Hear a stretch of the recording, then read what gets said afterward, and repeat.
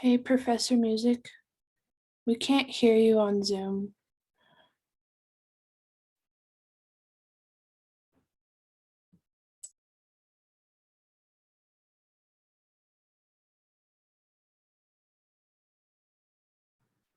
Can you hear me now, Sam? Yes, Yes. much better. Thank you. I'm so sorry. Thank you so much for letting me know about that. Don't worry. So far, all we've gone over is wave theory. Nothing that important. It's okay. So what we were talking about is Jared asked a question about phase, and we're essentially working through some questions right now that Matthew submitted before we do our quick critique. So what I was talking about with phase, we'll do this. Sin os.ar, we're going to do a frequency of 1.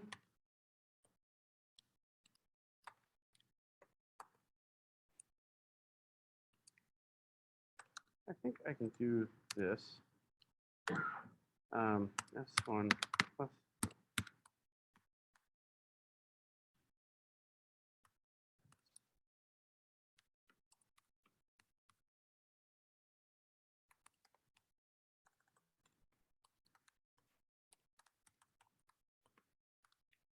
See if this works.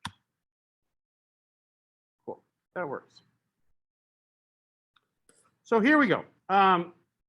This top is our resulting wave. This is wave 1 or signal 1, and this is signal 2. So same thing as I've shown at the board over there. We've got a point of, let's go.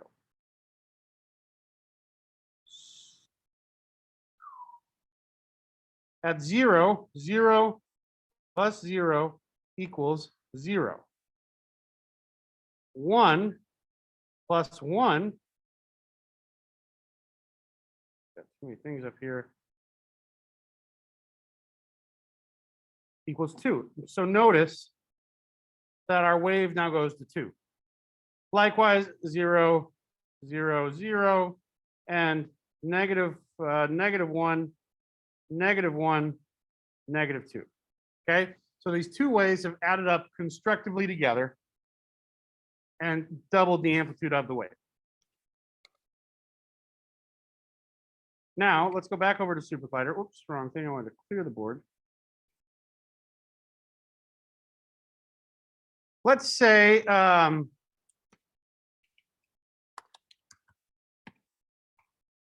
we have a phase of pi. What's going to happen?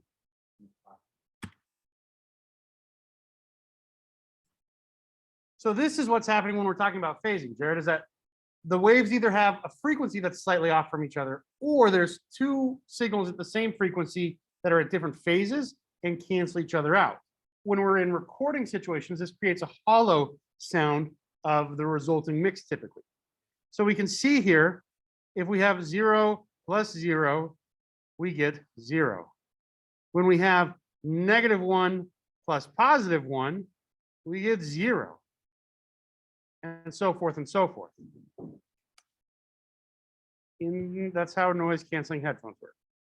So now let's go back to a phase of 0. We'll start at the beginning.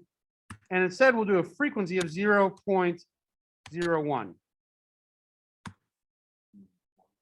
1.01. Well, that's not quite drastic enough. Let's do 1.5. So notice we start to get a complex wave because this right here, we're completing 1.5 cycles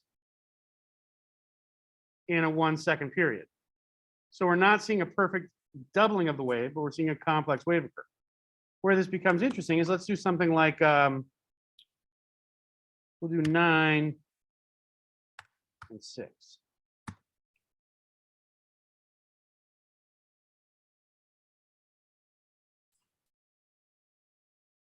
A complete cycle is the lowest, or is where we essentially would have both waves match up together again.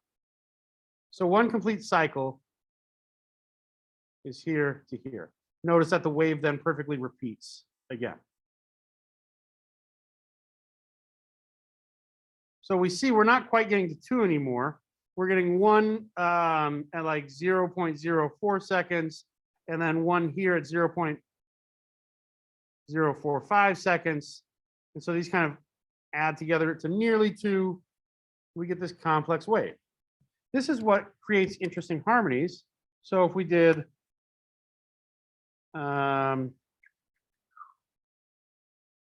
dot play, and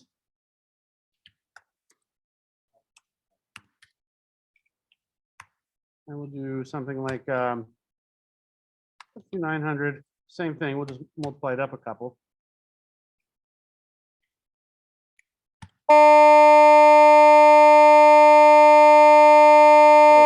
We are clipping hard.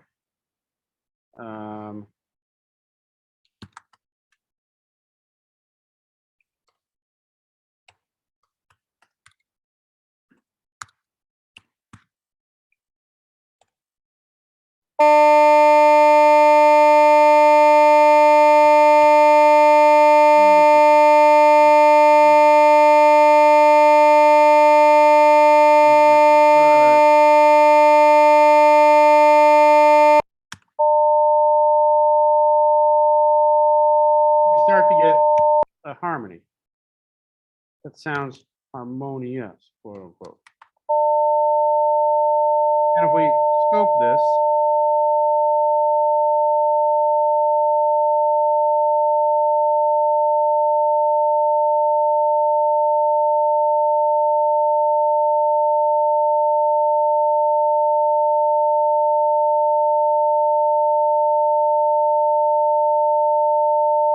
you can kind of see that same resulting wave. We got to drown out flat because we're adding two frequencies, two signals together that are not the same frequency. So there's going to be some phase relationship between them. Does that kind of make sense? Great. Cool. Okay, moving on. Tell me. Yeah. Sometimes you don't if it's the last command. Just get in good practice of putting in there. Okay. So in essence, range is not super like important. Well, range is important. Because again, if we don't have range here, in our frequency modulation example, we don't hear anything. There's sound happening, but we're telling this sine oscillator to oscillate between a frequency of -1 and 1.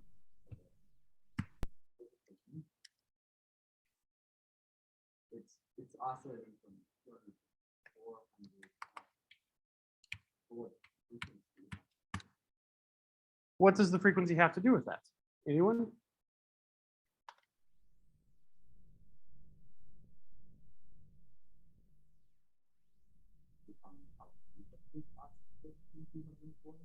Yeah. So with a frequency of 0.1, what's the period of one wave cycle? Yeah. So in a 10-second period, we're going to go from 1 to -1.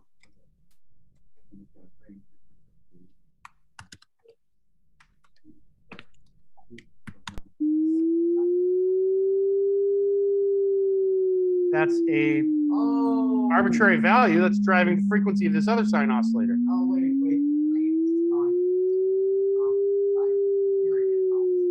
Does everyone else follow this weird rabbit hole question problem?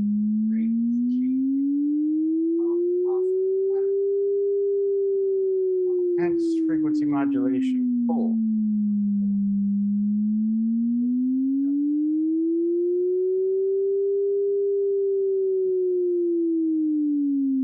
Yeah, so where are the nodes at? Which are where it intersects with that cross line are at 300. Yeah. So if you were zooming super close, like at like the top, for example, we would put like a sine wave that was oscillating. On the resulting output? Yeah. I mean, we're zoomed in pretty close, and so you can see it getting lower, bigger, and slower. Okay, here's the question. How could we do this without range? So mole Mul is an amplitude multiplier, and add is an amplitude offset. So let's say I wanted to have a resulting frequency value of 200 to 400.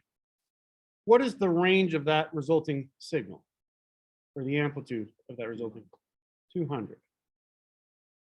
What's the range of a default sine oscillator? What's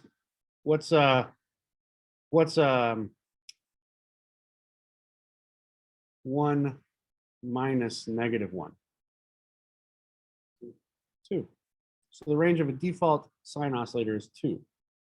So if we want to get to a range of 200, what do we need to do? Let's see here. Okay, so now, and we're going to make it a bit quicker so we can see it a little faster, 0.5. So what are we going to now?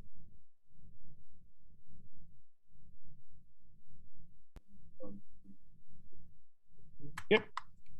So we've doubled it. Does that give us a range of 200? Okay, so what do we need to do to get to a range of 200?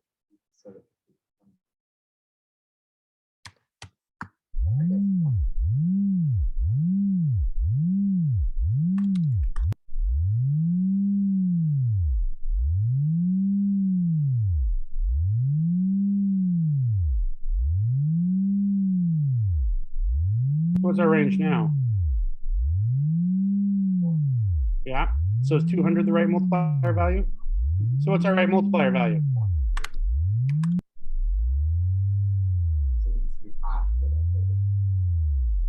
So the range is 2 times whatever gets you to the range, desired range. Yeah. But now we're going between -100 and 100. So what do we need to do to get it up to where we want it? 200 to 400.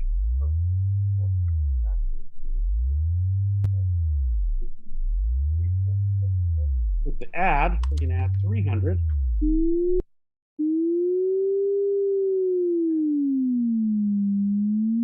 Because if you add 300 to -100, what do you get? 200. If you add 300 to 0, what do you get? If you add 300 to 100, you get 400. So range essentially shortcuts the use of this mul and add.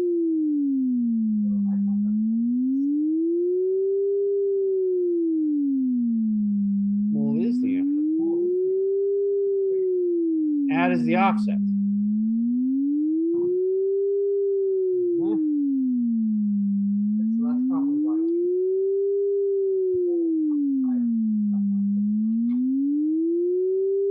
Yeah, it just depends on what syntactically makes most sense to your brain.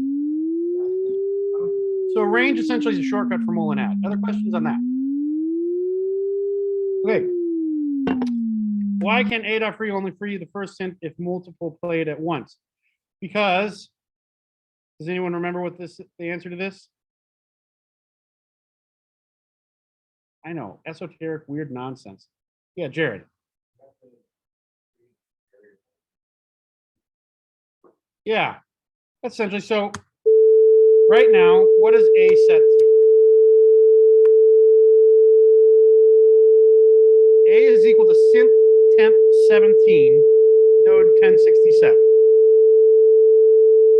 Okay, if I execute this code again, what is A set to?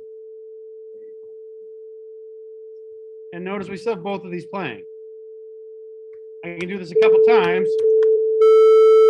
Now, if I hit A.free, what's going to happen? Which one is the first one? Temp 17. Anyone else want to take a bet with Matthew? Right or wrong? It's gonna stop all of them. Sam, what'd you say? I said it's gonna stop all of them, right? No, only if I hit command period. So we essentially keep overriding A. So A, if we hit A.free, is going to free the last one. This is the same thing as saying A is equal to 100. A, we can tell, equals 100. A is equal to 200. A is equal to 200. A is equal to, hello, A is equal to hello. So if I free A, I only free hello. I've overwritten my references to 200 and 100. So if we have a synth that's playing and we store a reference to it in variable A, and then we overwrite that reference with another synth, we've lost the reference to that synth and we can no longer eloquently free it. Everyone okay with that? Yeah, cool.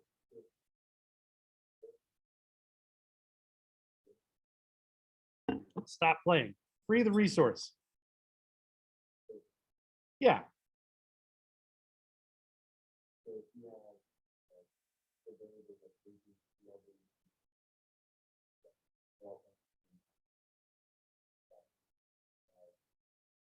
Yeah. So as in this case, Matthew asks, let's say we've got this complex wave where we've created 5 sine oscillators that are each stored in a separate environment variable A through E. I can free C and B, and then A, then E, and then D in any order I want. Next question, can I free all the synths at once?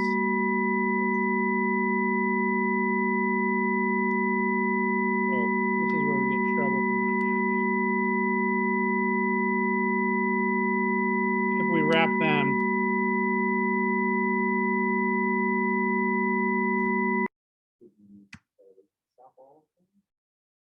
Sure, we can. So we can either create a block. We could also create a collection, A, B, C, D, E. Then what is it?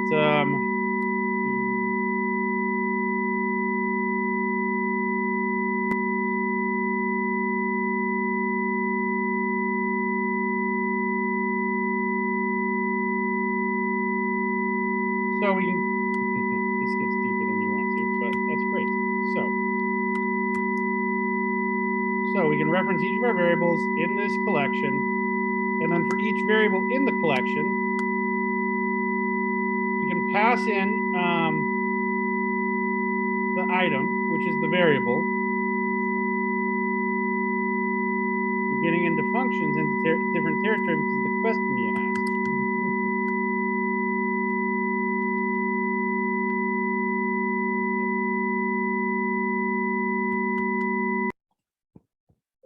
So we could say then, let's say the reason why this becomes interesting is let's say we have 10,000 sine oscillators, each referenced in their own unique variable.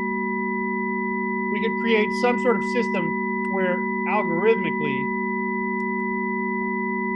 we've stopped 3 of them. So we're not actually we're not brute force writing that out, but we're having the computer choose which ones to start and stop on its own will. And we will get into arrayed collections more. But so what's happening here is we've created an array and we're saying for each item in this array, do something.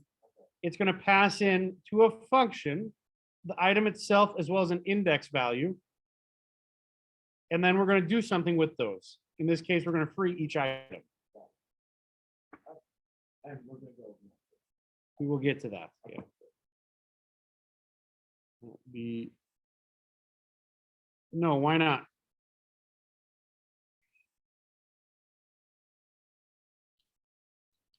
I mean, once you set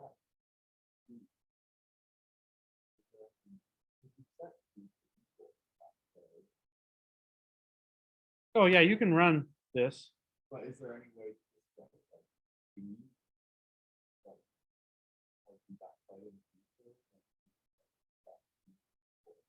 You set B to equal the synth created from A.play. So it's just an object, not a set of instructions for how to create that object. God, am I being an asshole in the way that I'm saying these things? Okay, not exactly. Huh? Okay. Sorry, I realize I'm hearing the tone of my voice and I don't like the way I'm sounding. So know that I'm here with you to support you. I know this is difficult stuff and I'm not trying to be an asshole. Does that make sense? So in this case, A is still referencing a function. If I execute A, we see it tells me that this is a function. B is referencing a synth. I think we actually now, once we've assigned it, can replay that synth. Nope, we can't. That's why I was. Is there any way to like create a synth?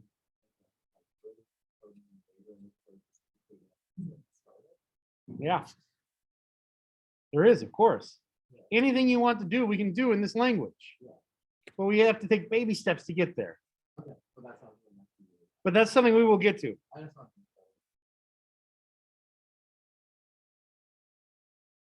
What is the question here? X.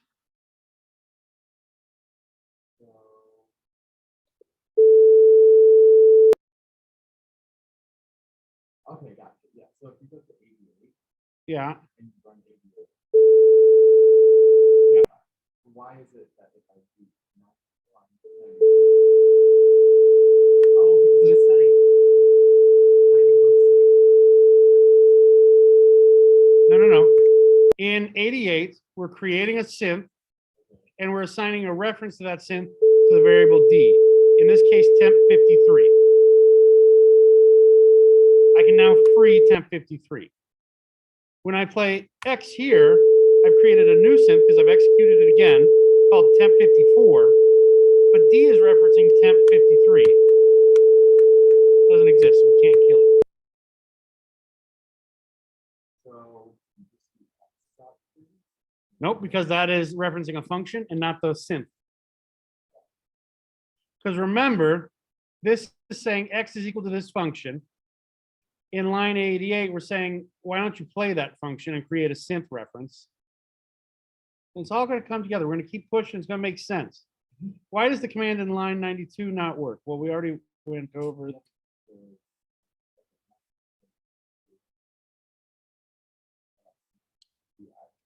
What is it?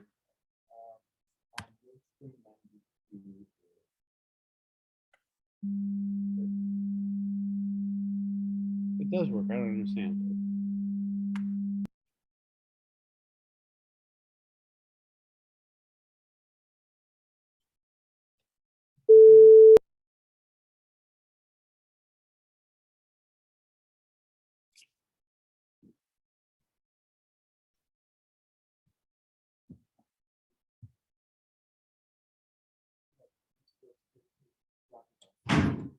oh, okay. If you haven't, It hasn't been established. if you haven't compiled it, then the computer doesn't know what you're talking about. Gotcha.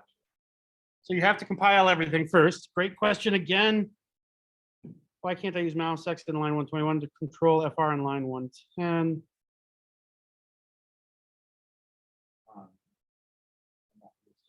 Yeah, that's because of the way that synths are created. So we'll get to that later. There is a way to do this, but it's not quite this eloquent. Square brackets and backslashes in 138.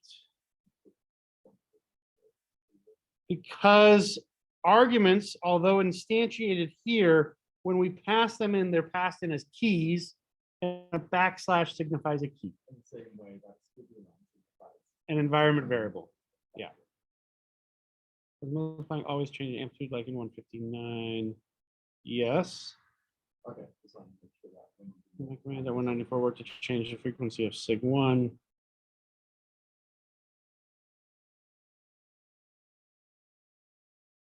Again, because you can't pass in new synth ugens like that. There's another way to do that.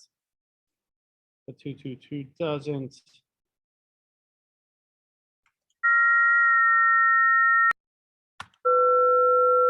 What's not working?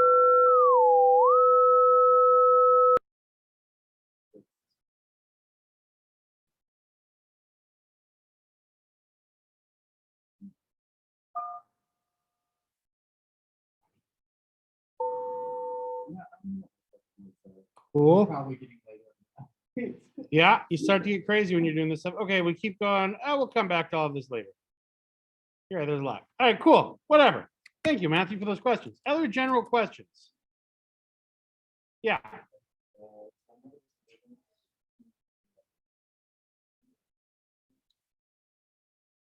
So shift return only does a line, I believe, and command return will go out to the biggest block. So a set of parentheses.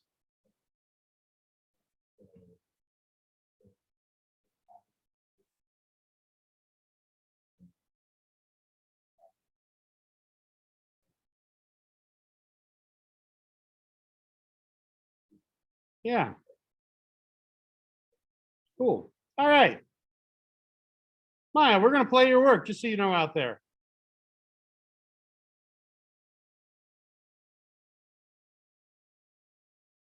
We're going to load some skills. Yeah. Maya, do you want to tell us anything about this? Sure. I got a little bit excited last night watching some Super Collider videos, Yeah, you did. and I learned about scales a little bit and how to make those run up and down and play with each other, which was fun.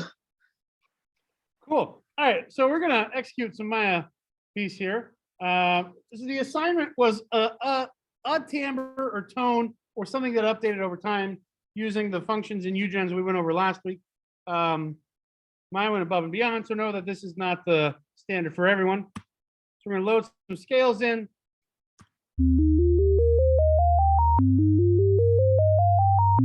We're playing two things, a bass and melody synth. And then we can change the scales for them.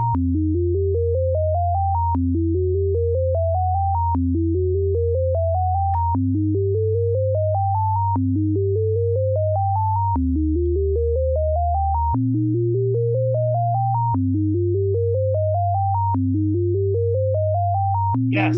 So just so everyone knows, the way that I like to do these types of classes is everything has been placed in and Cole, I'd ask that you upload yours as well at some point, to a Moodle forum. And feel free to comment on each other's works or ask questions or investigate. I think in these types of classes, it's useful to be able to look at each other's code on these kind of weekly sketch projects to see how people are approaching problems or what they're doing. So everything is in a Moodle discussion forum. Maya, thank you very much. It sounds great. Any questions for Maya? It is fun to get to the point where it's starting to make sense why we're doing it.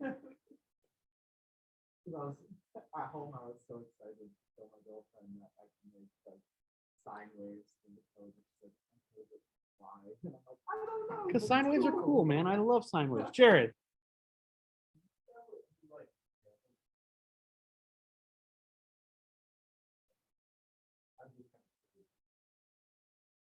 Yeah, why don't next week I'll bring in, because we were cruising through time today. So next week I'll bring in a couple of examples of some compositions that use it. I've used Super Collider for some really significant installations and live performance pieces. There's a number of people who use it for dance music pieces. Tristan Parrish uses it once in a while for some of his microtonal and symphony works that he puts together. People are doing some crazy stuff with it, actually. And some people use it for live coding sets where they actually play and they literally code up the entire time what they're doing, which is also really cool. It sounds challenging. All right, Sam, I know you're out there. Do you want to add anything on this? If not, I'll just launch into it and we'll hear it. I'm good. Thank you, Sam.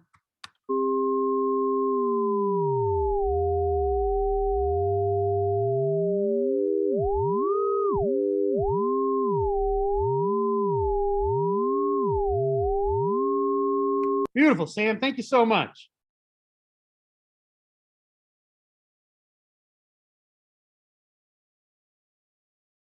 Fletcher, anything you want to add on yours? Cool, that's all I could ask for. So excited.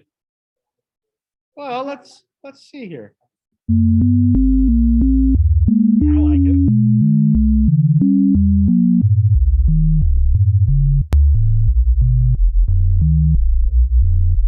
That's okay. It doesn't have to always be heavy-handed.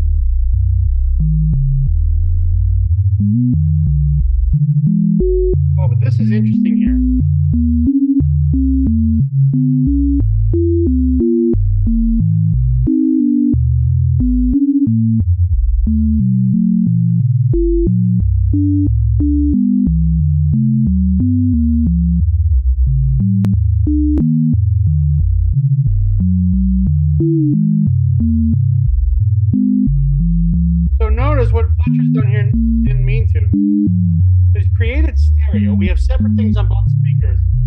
also actually got a third track that we're not playing anywhere.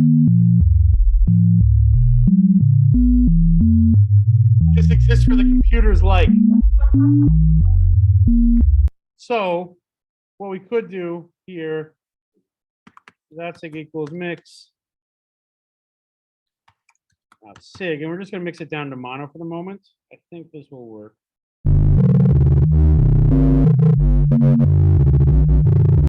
And we'll multiply that by 0.3 or so.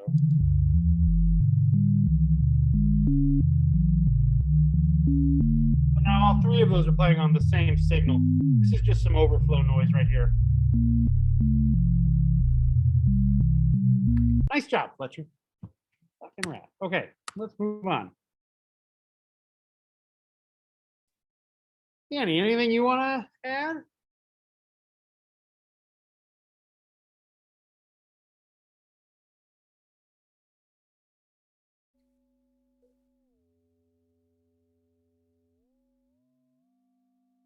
Let's see here. Where am I missing that? Oh, so then we'll set the mod frequency and then the frequency.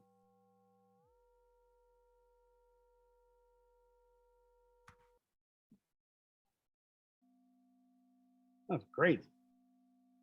We're just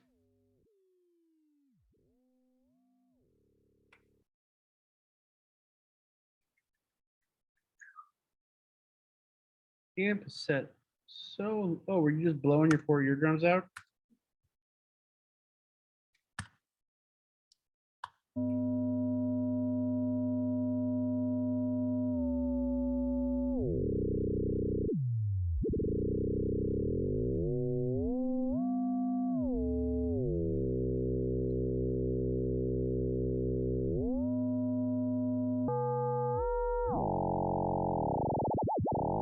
Some dirty stuff there. That's great.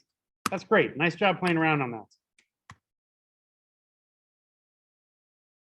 Matthew, anything?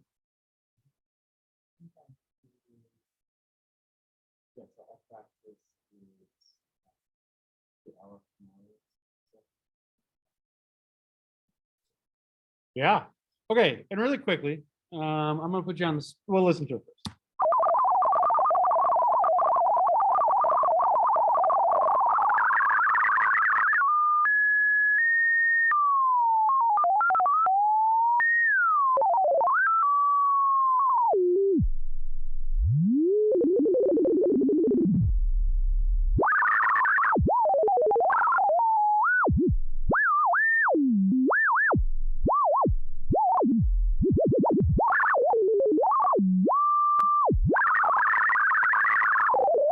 Cool. Cool. All right. Now, can someone for me tell Matthew why I don't like this? Uh-oh.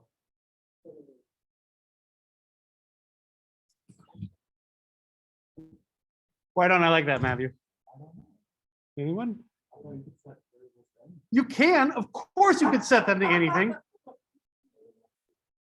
No? Okay, so let's say Matthew gives me this code and it's hundreds of lines long and he's gone through and put cute names on each of his variables. And I'm trying to read it and understand it. Can I read it? Do I understand what's going on with the signal flow then potentially? Poor information. Typically we want variables. You can name them whatever the F you want. That is true. Typically we want variables to be somehow representative of what they are, to make this as human readable as possible. I like the idea of putting jokes and Easter eggs inside of the code. So do that if you want. But typically, I think it would be better to say mouse Y is and. Okay, so mouse Y is a frequency multiplier. Now is the LF noise frequency. So it just starts to get hard. Presenting then is our frequency signal.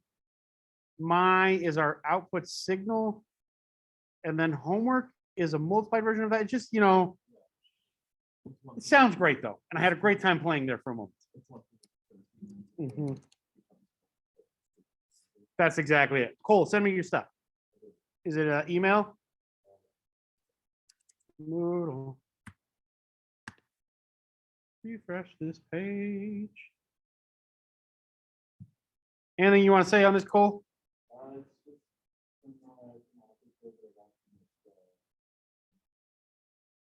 Cool. Yeah, love it.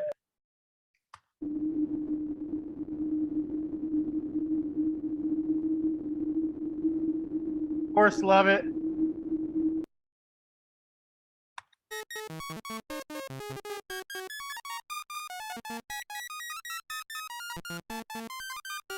Cool. And we're not going to do the p-binds. Can you tell me what a p-bind is?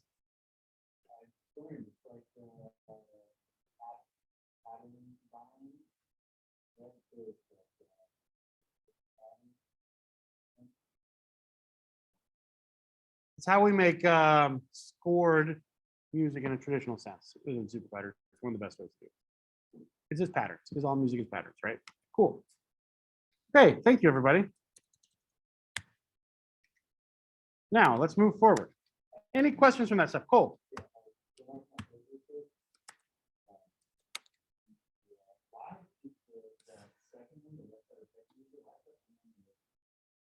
Anyone got an idea on that?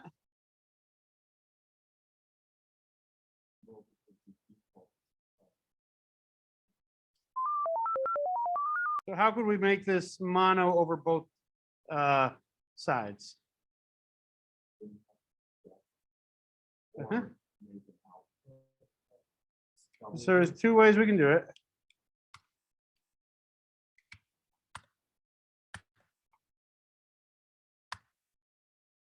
So we can say var sig gets this. Sig is equal to, we can either create an array, which now will put double this and essentially play it on both sides. Now we're on both sides.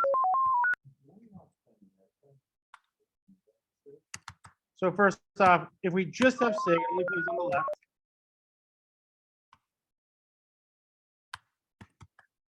We do sig nil sig. Oh, let's see here. Maybe 0 works best. 0 works in that case. We could also have sig is equal to sig multi-channel expansion operator, which we haven't talked about yet. Oh, it didn't do it. Have they done away with it? Oh, that's because I'm overwriting some weird shit here.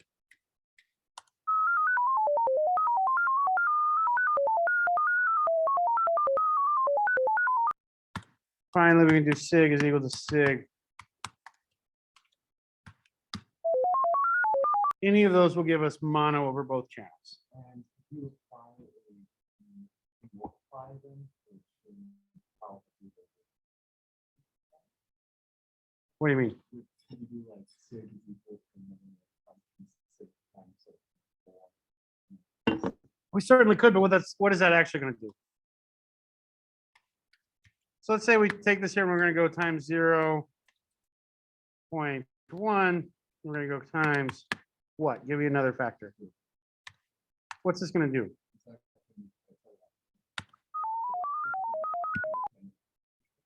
You could, yeah, you could. You could.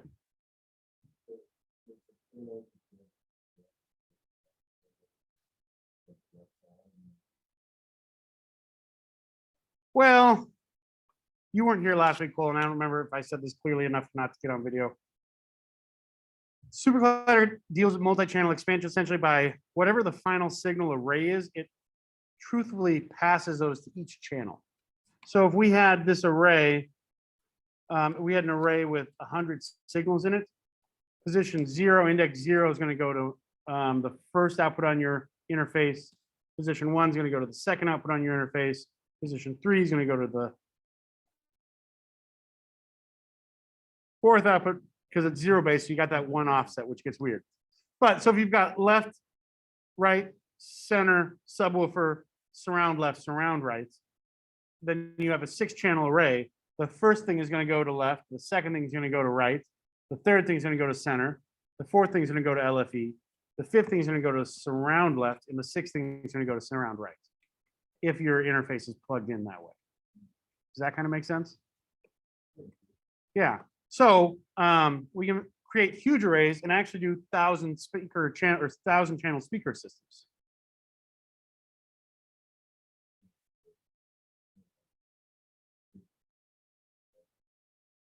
I mean, at some point, if you're going to do 1,000 or 2,000 speakers, you're probably going to generate the code algorithmically so that you're not literally typing it out.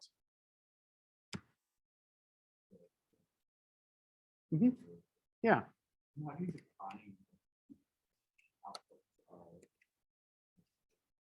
Yeah, well, that we're going to get to.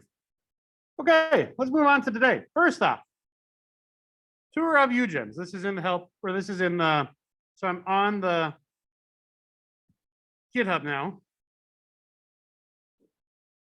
And there's this link that just the SuperCollider help online. Sometimes I like going through it here though. So a UGen is a unit generator. A unit generator is essentially some sort of generator that creates a signal in a block. Does that kind of make sense? So we talked about blocks and block size a little bit in the last 2 weeks. Essentially, a unit generator says, how many samples worth of audio do I need to create? Let me do that thing. A unit generator can be an oscillator that creates something from nothing, or it can be some sort of signal processing unit generator, such as an equalizer, reverb, etc. Kind of makes sense? So this tour of UGENs is a whole bunch of examples of various types of unit generators that you might use. Cool. Yeah, and it should be on week 5, I know, and I'll rearrange it later, but. So I'm gonna open up help here. My help was not working last week. It seems like it's working better this week. We're gonna go SuperCollider, main SuperCollider, and then browse collections, I think. Hold on, we're gonna go to UGENs. Can I make this larger? Yeah, I can. Cool. Bring this over. So if I'm in help and I go browse, down below there's something called UGENs, and I can actually open up this guide, tour of UGENs.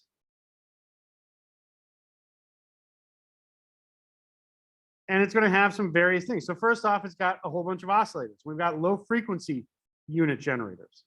Within help, I can actually execute each of these examples so I can hear what they sound like.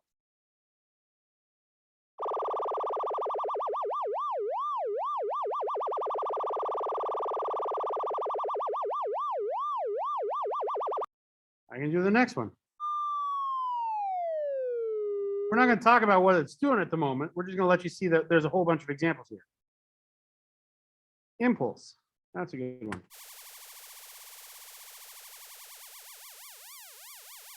Cool. And then there's band limited oscillators. What do you think a band limited oscillator is?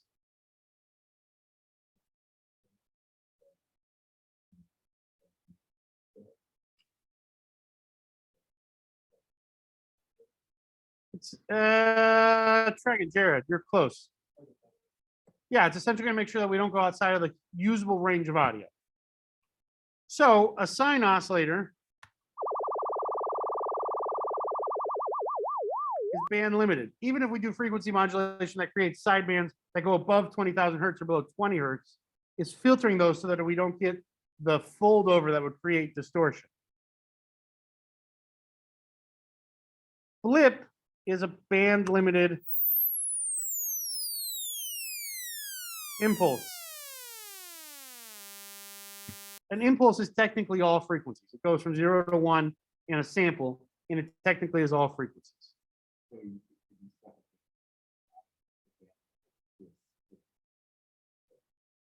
Flip is already band limited, so we're not going to get frequencies outside of those, even though it's all frequencies. But this, when I say all frequencies, it's literally it's 0 up to half of sampling rate. I guess that is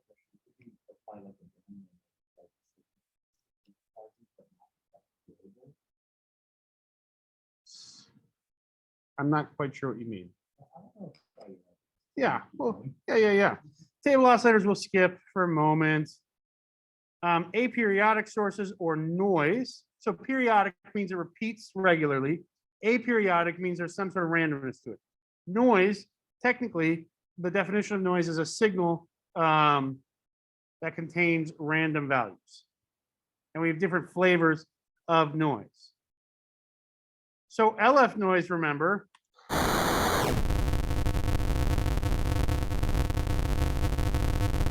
creates values between a certain range at a frequency specified. Low frequency noise. We used low frequency noise last week to drive the frequency argument of a sine oscillator. In this case, low frequency noise is actually the sound output that we're hearing. And you can hear the different flavors of LF noise 0, 1, and 2.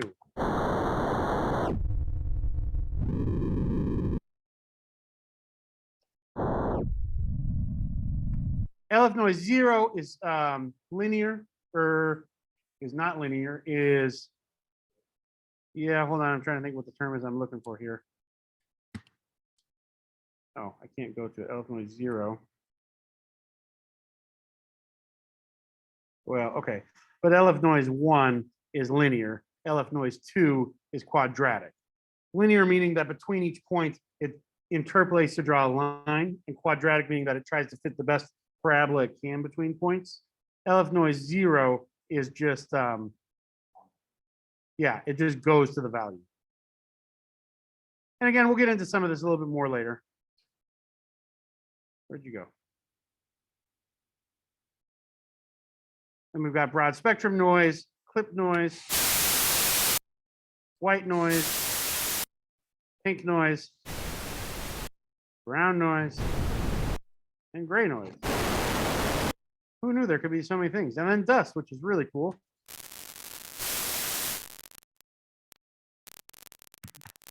There are chaotic noise generators, crackle. And we've got filters. So low pass filter, high pass filter that does exactly what you expect it to do. Same with the high pass filter.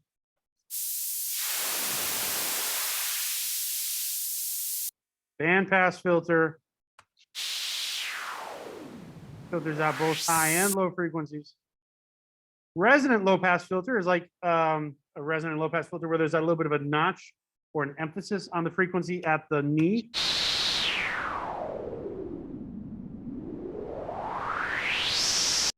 And we can hear here a higher emphasis on that knee, or Q value is essentially what that's known as. There's some other filters. We're going to skip some of these. Distortion, which can be nice. So here's basic sine oscillator. Sine oscillator that's half wave rectified. It doesn't go to -0. It just goes 0 to 1 to 0 to 1 to 0 to 1.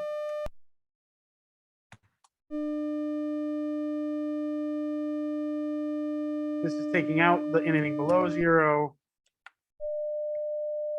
multiplying the whole thing up, creating harmonics. So we've got some different ways of distorting things. And then panning, which we're going to get to today. So we'll skip this section for the moment. There are some reverbs built into Super Collider.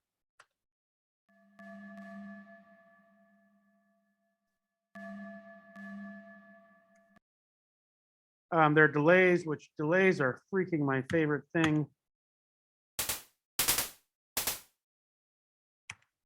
We'll get to why later. There's something called a comb feedback delay, which is even cooler.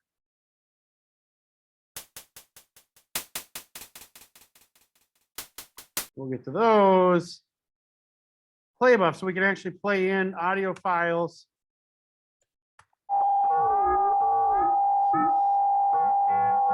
Cool. Granular synthesis, that's going to get us in some crazy territory. Some more with granular synthesis. Filters for controls, triggers of various types.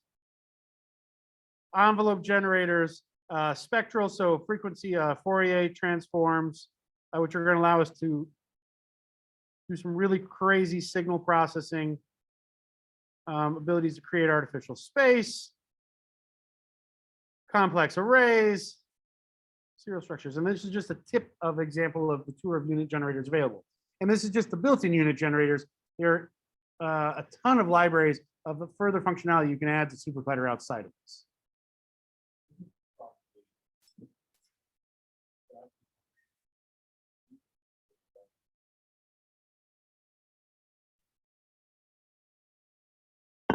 In terms of like stretching audio or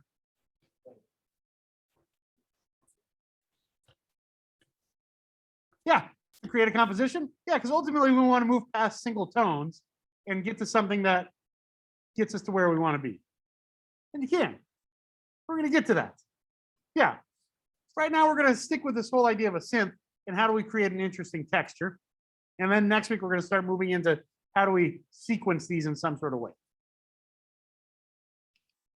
So there's a shit ton here. And what's the best way to go about some of these things if you're wanting to explore and make some interesting sounds?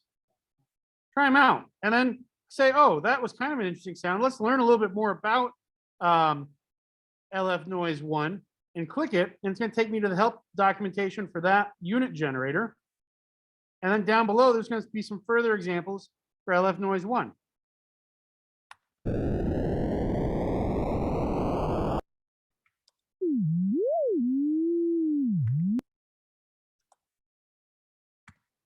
Right? So tour of UGens, did everyone, let's get to it one more time. So if we're in, let's say I open up SuperCollider help by going Command D on Mac or Linux, Control D on Windows. Go to Browse,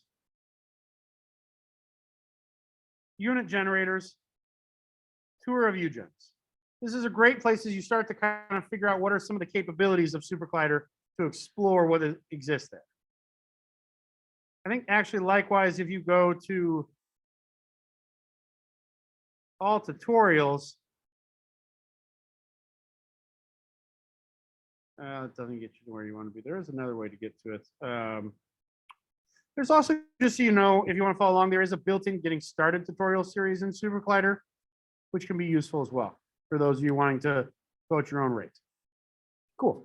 That's tour of UGens. Next thing.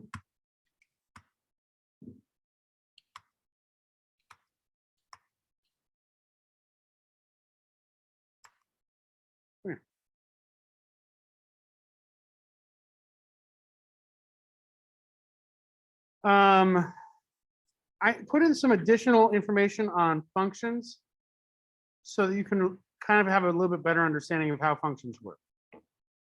I'd like you to read through this. It's in the wiki, yeah, in the GitHub under the README for week 4, and I'll move this all to week 5. Functions and other functionality, and then functions and sound. I'd like you to read both of those. This is going to fill in a little bit of the stuff that we kind of hinted at. And then functions with sound is nice as it tells you how we're doing, why it's doing the things that it's doing when we hit .play.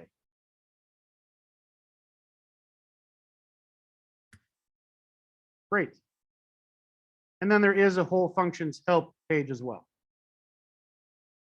that I would also encourage you to kind of read through.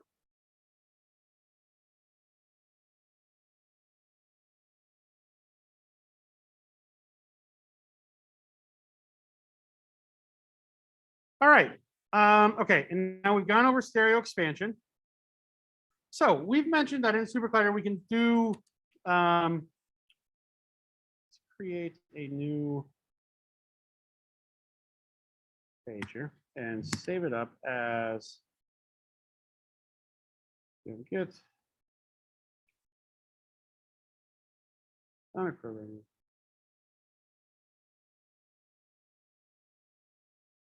Three over 1. Save as 01. More Reverbs.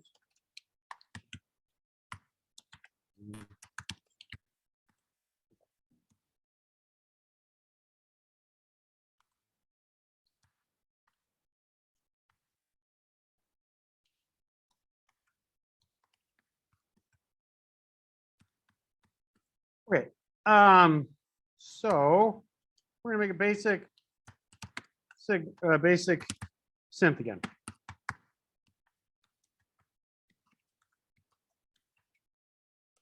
Frequency we're gonna set to 300.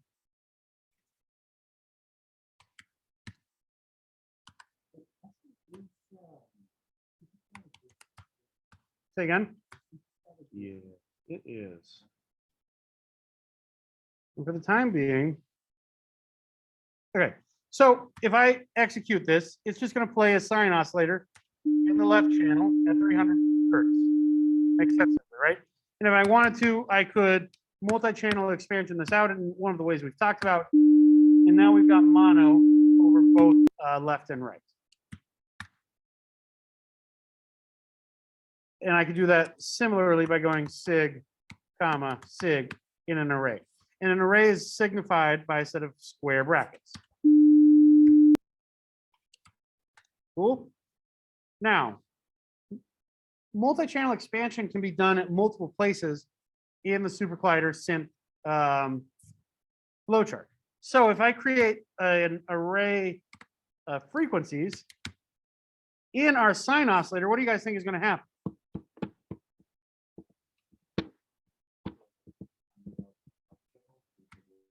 That's exactly it.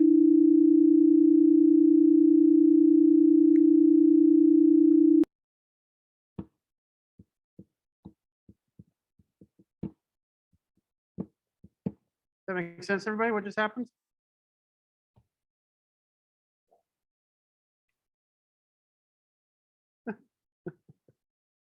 So then if we hit sig and we multi-channel expansion that again,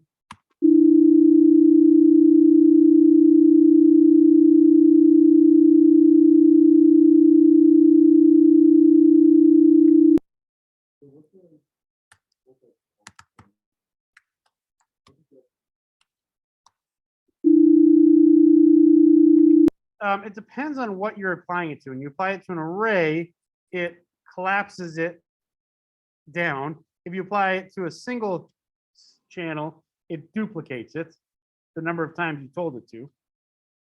So we're going to use dupe instead because I should have done that instead of the exclamation point.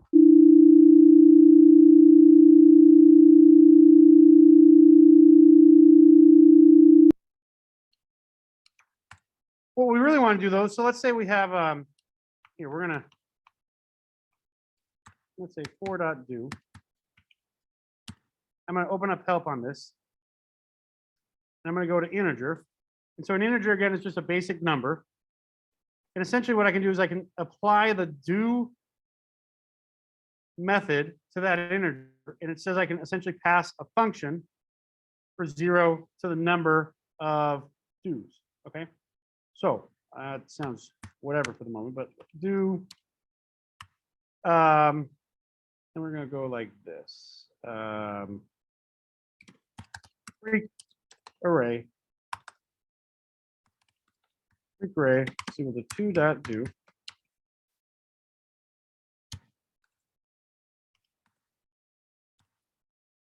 Argument is IDX for index. We say IDX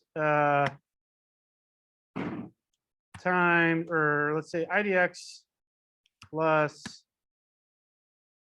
300. Shoot, let's say IDX plus 300.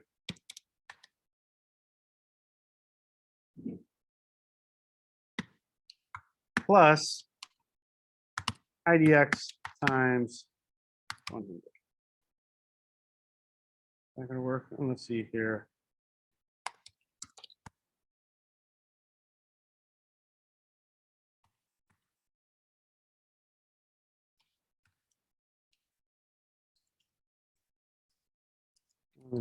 Just remember really quick.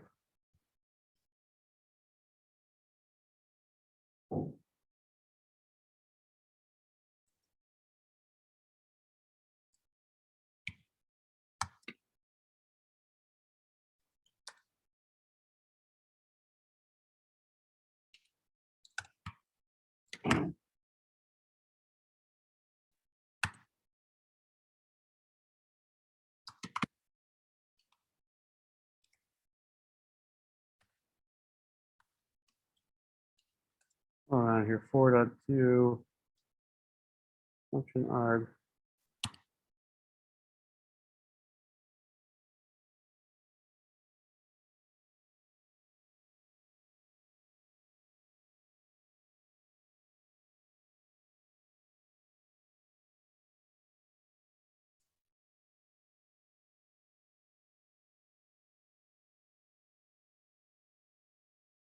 I thought that passed back in Raven. Hold on 1 second. Let me just remember how to do this.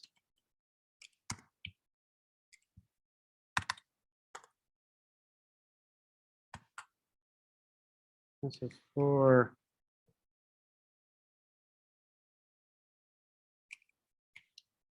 I think it's this.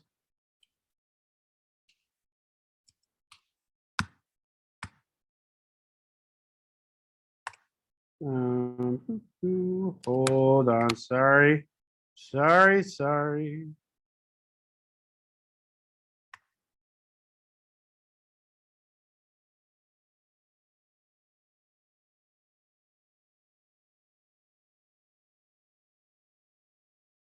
Oh. Hang on. Okay. That's what I wanted. So 800.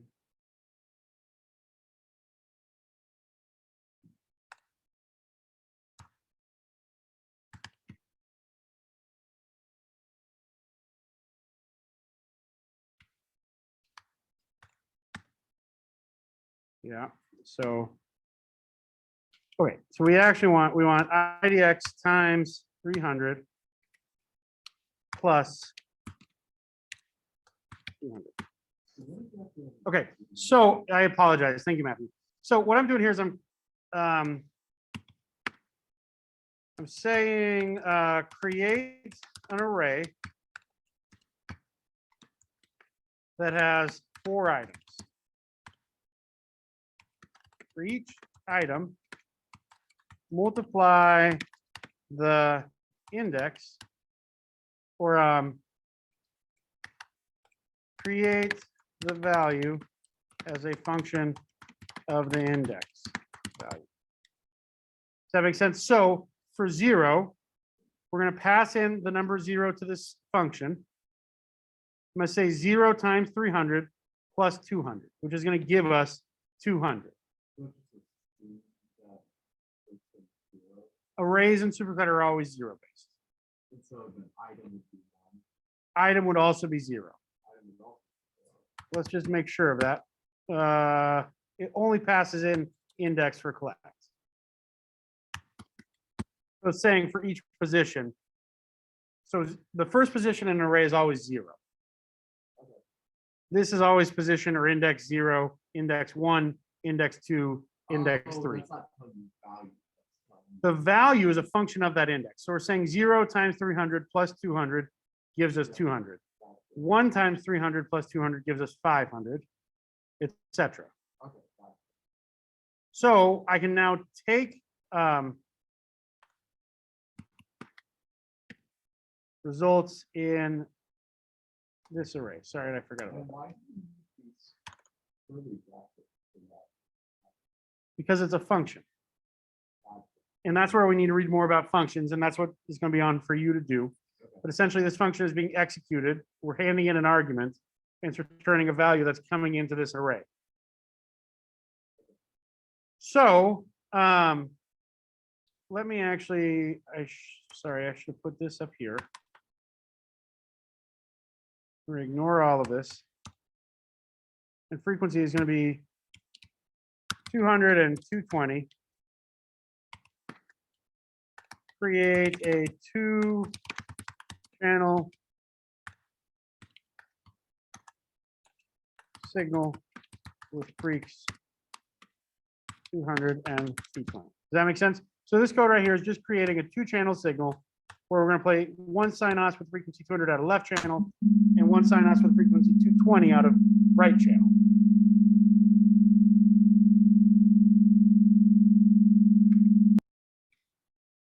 Here, we're going to create a 4-channel synth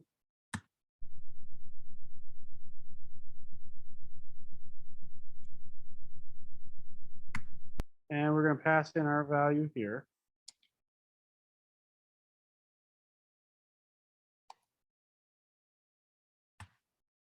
And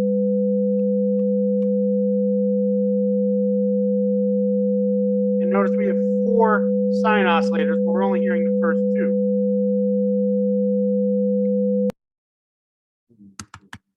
And this is where we can mix something down. So I'm going to mix my array. We'll create a new outsig for clarity.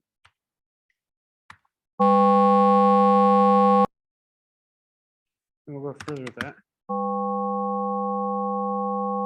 And now we have all 4 signals represented in a single frequency value. Single signal, right? Why is this powerful?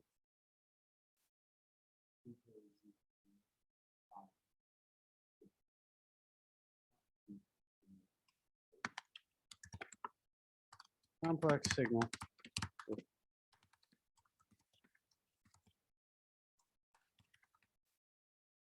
You can make a chord. You can do some really cool stuff. But let's see here. Let's say we've got a base of 200.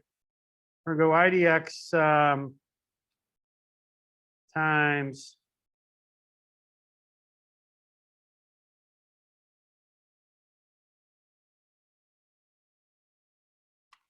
IDX. Yeah. IDX. Let's do it this way. Let's say IDX minus, let's say array size. Okay, so I'm going to create an argument here. I know this is a little bit complicated and probably difficult to follow at the moment, but let's say we're going to have an array size of 200, array size, and then we're going to actually go array size minus IDX.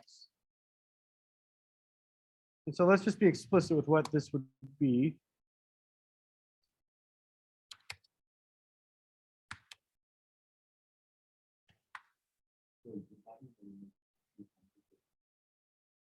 Yes. And we'll make a really small mole. And there's something else we can do later to make that even more. Oops. Proxy, my error, collect not understood.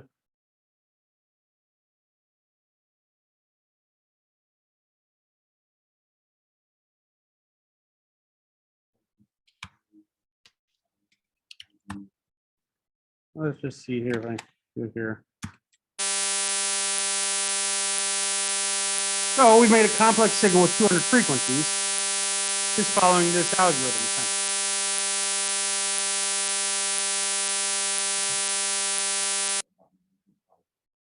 Yeah, because if we had to write out each of these 200 values, that would take a while to calculate them ourselves and write them out. But here I can do it quite quickly.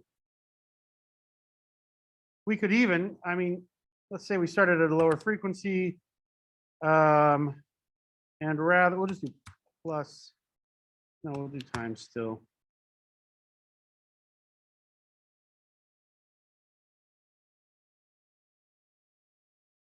Well, whatever. I mean, you can, let's just, for the time being.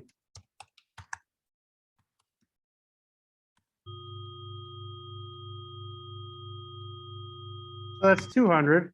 We could easily do 20. That one is not a great example. Doesn't make great changes.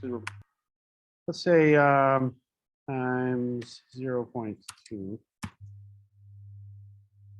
Cool. So now let's make our array size 20. Or 200. And we start to create some different things, but this is not a great. We're getting phase cancellation that picks up afterwards.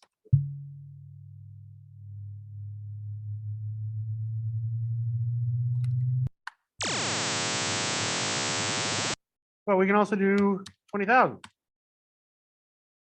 Well, we can't because there's too much phase cancellation. So at that point, this is so Yeah. Oh, sorry. It's actually, it took a long time to calculate for some reason. But so you can see how we can start to computationally create complex things with very little lines of code. This ends up being an exponent. Oh, you don't use. So this is saying IDX to a factor of 1.7. Mm-mm.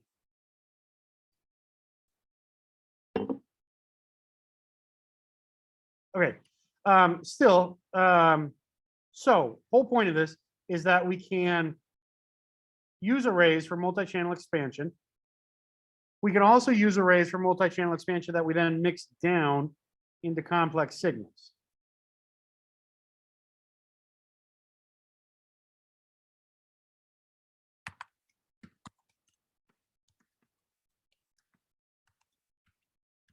Create a large array, then mix it down to a single signal. Okay, and a lot of you are not going to stay in this kind of synthesis land. You'll do basics here, but you're going to be more interested in some of the other stuff we're going to get to in the coming weeks. But we need to stay in this land for a little bit to understand how it functions.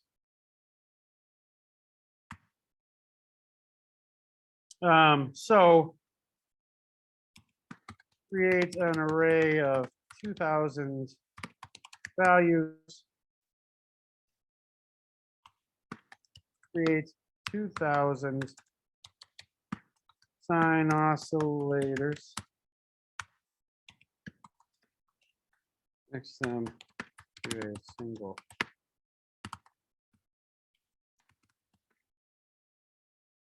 Does that make sense for everyone?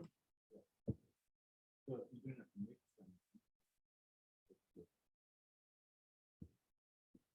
Yeah. So if we do away with this,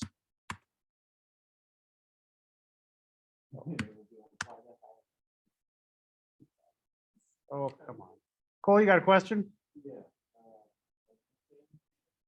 Yeah. Yeah.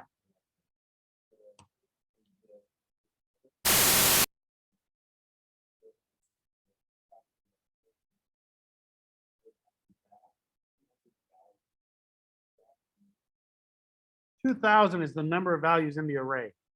And it's an array, so we create an array of 2,000 values here.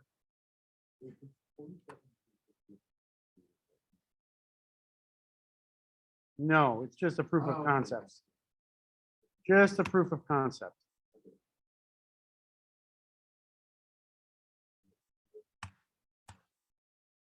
And we could do, I think we can do this free array post line. So this is explicitly showing us what is each value in our array equal to. Signal is also an array. It's an array of 2,000 sine oscillator signals. The signal variable is an array of 2,000 sine oscillator signals.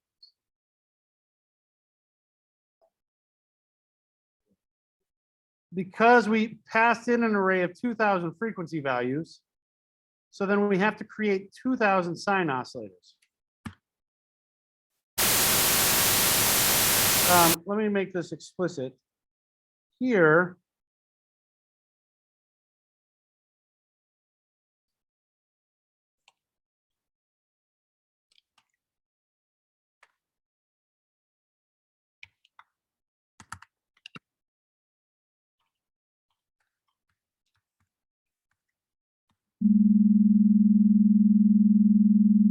so notice down below, I'm actually going to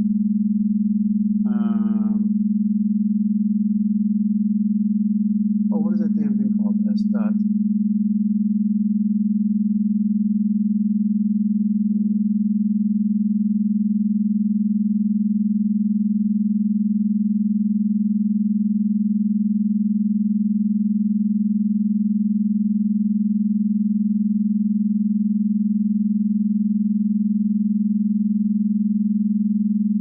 Hold on a second. I'm trying to think. There's an old command that I want to pull up really quick. It's os.make window. This is how they used to show the local server in SuperCloud, with this s.make window. want you to notice here, when we're not playing anything, it says my average CPU is at 0.1%. My peak CPU is at 0.2%. I currently have 17 active UGens and 3 active synths. And I think actually if I do away with this, and this, then our active synths jump down to 0 and our UGens jump down to 0, which we want for the moment. Now, if I play this example here,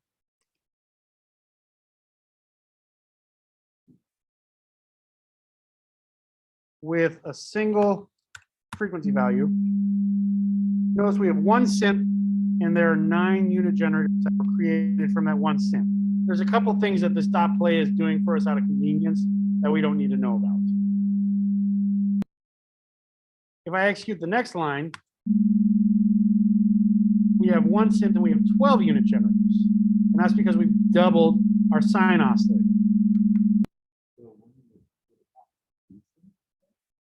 It's just 1 synth because this is all 1 synth definition that we can start and stop, remember, as a unit. Likewise, we now have 16 unit generators and 1 synth.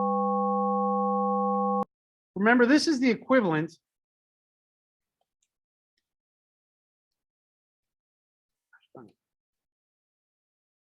so this is the equivalent of if we wrote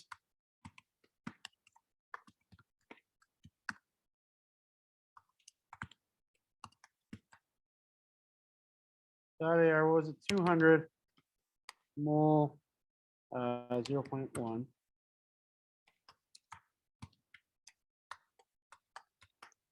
200, 500, 800. So in this case, we have 4 synths and 36 unit generators. In this case, we get the exact same thing, except we have 1 synth and 16 unit generators. The other reality is that I can stop a single value here, freeze everything. Whereas I would have to assign each of these to a value, a variable, and then free those individually, free them all at once. Finally, what was this? This was like 16 unit generators. 4,674 unit generators.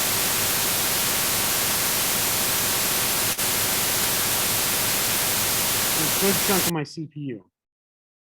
Because trying to do that is actually quite complicated to run that many unit generators at once, even in a single synth. I don't know how far, I think 4,000, let's see if that maxes me out totally. The peak CPU is at 50, so in theory I could go higher.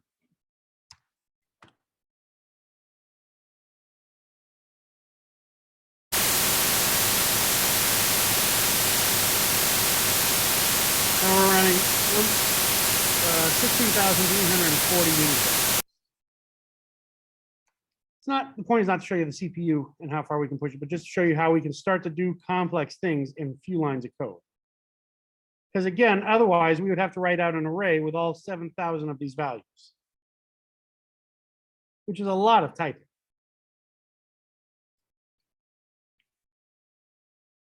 Okay, moving on. Let's take a 10-minute break, huh? Or a 15-minute break. We'll be back at 5:10. And then we're gonna get into pan.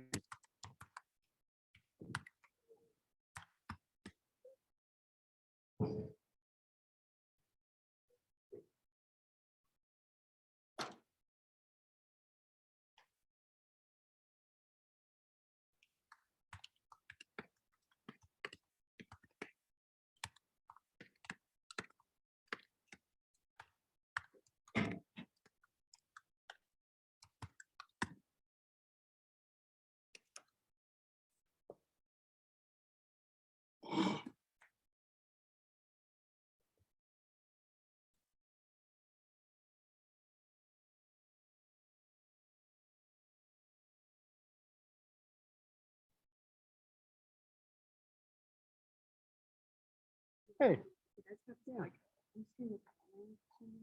Yeah, can we try, is this file saved? Save it really quick, because who else was getting?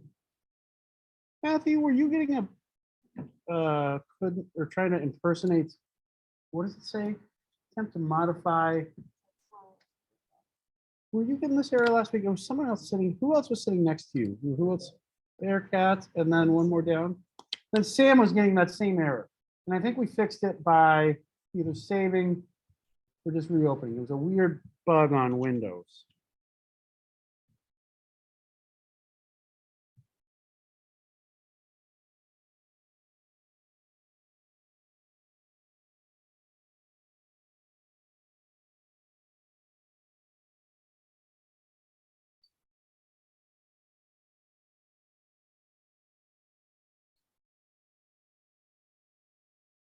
Did that fix it, Danny?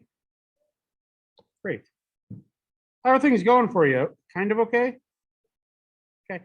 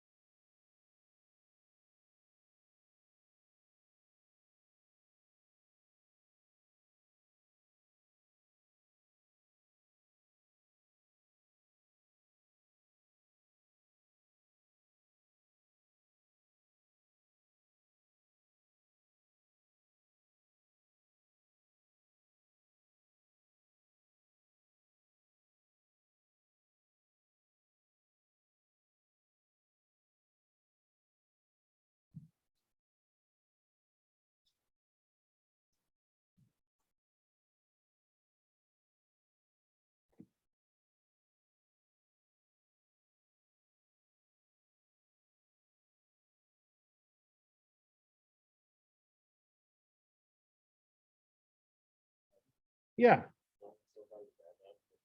Oh, yeah.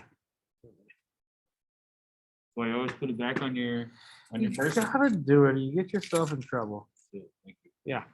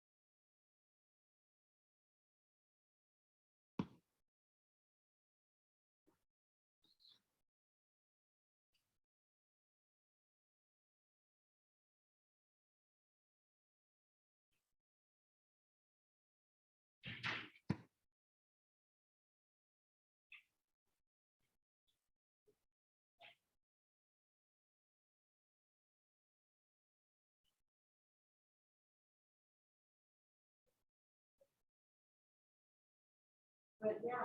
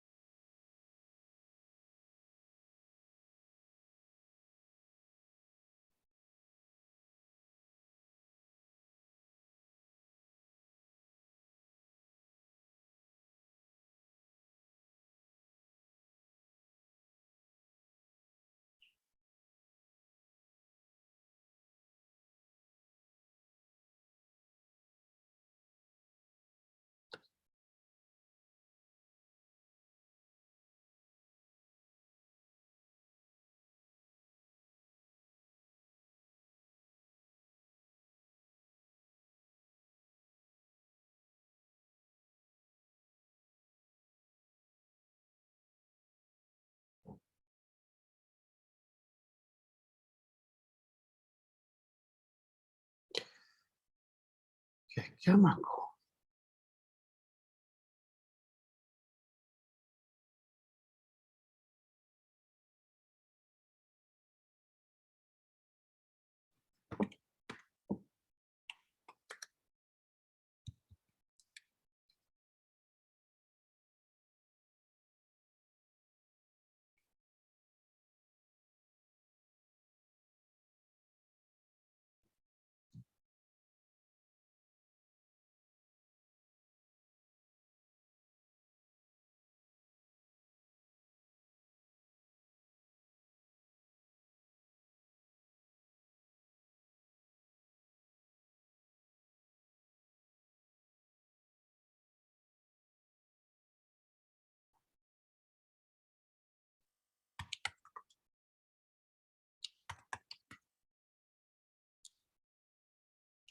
Yo.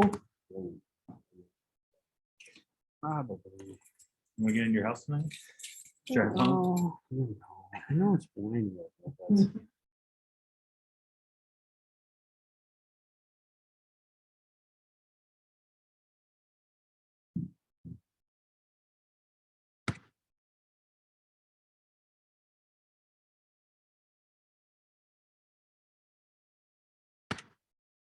Okay, cool. So what is panning?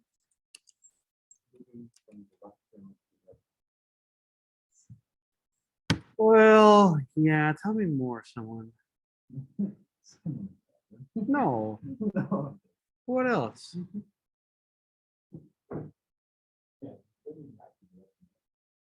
Yeah, it could be just any set of speakers.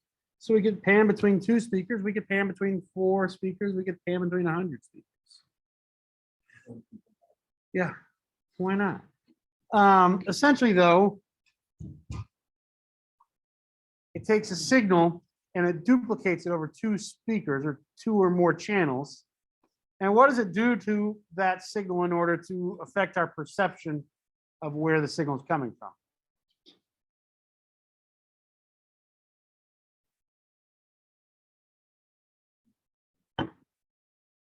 Multiplies the amplitude. So, what do we multiply the amplitude by if we're just on the left channel? We can do this brute force, right? So let's actually, we're going to grab our basic example here. Brute force panning.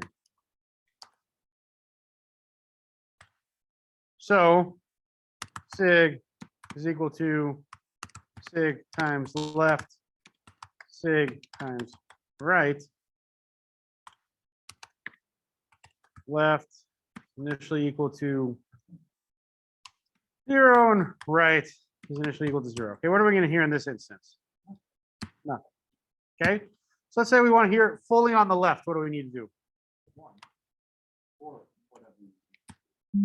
1. Let's say we want to hear it fully on the right. I'm going to get the new speakers in here before next week. Yeah. Argument. Yeah. Did you watch that video from last week? So in functions, there are 2 things. There are variables and arguments. Arguments are something that we can pass in later and change. So as an example, let's set this synth equal to synth. Now we can say synth dot set left 1, right 0.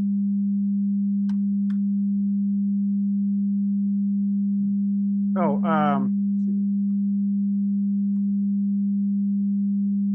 and we switch it to the left.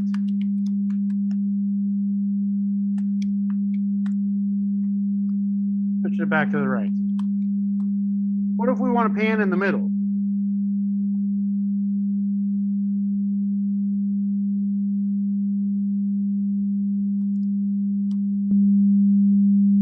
Is that right? We're actually doubling the amplitude.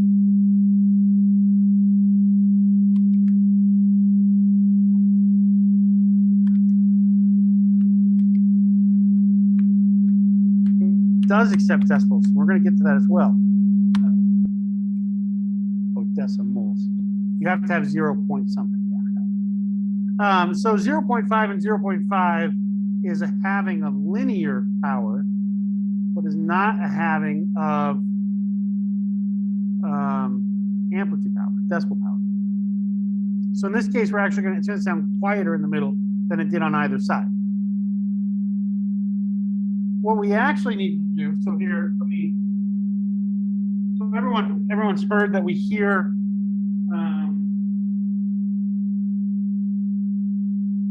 exponentially, right? So frequency is exponential, decibels and amplitude are also exponential in our perception. If we simply do a pan like this, where we multiply both times 0.5 in the center, it's actually going to sound quieter in the center. We need to do a quadratic or parabolic pan that represents hearing better. And so we're actually only going to multiply each side by negative 3 decibels in the center.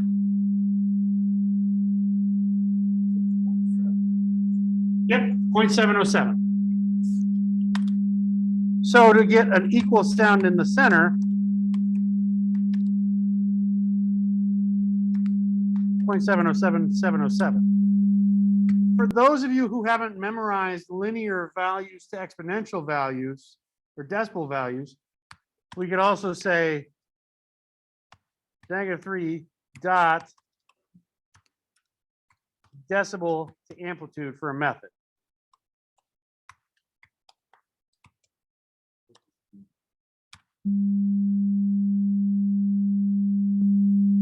Convert decimal value to amplitude value. Convert logarithmic decimal value to linear amplitude value. So we'll notice really quick here, Matthew, -3 dot dB amp is equal to 0.70794, etc. Okay, what's your question?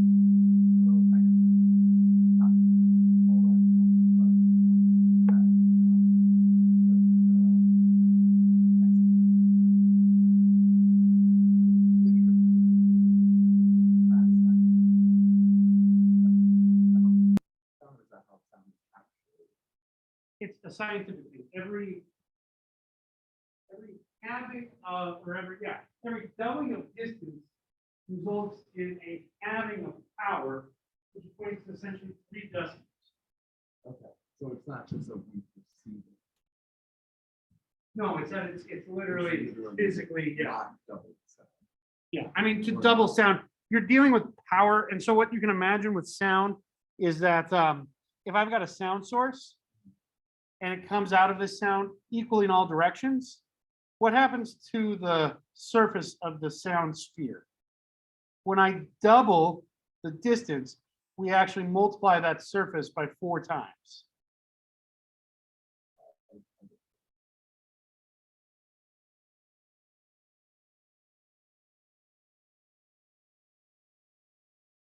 No.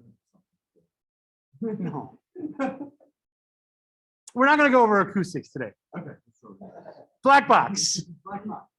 Cool. All right. So let's see if this works really quick. I just want to see.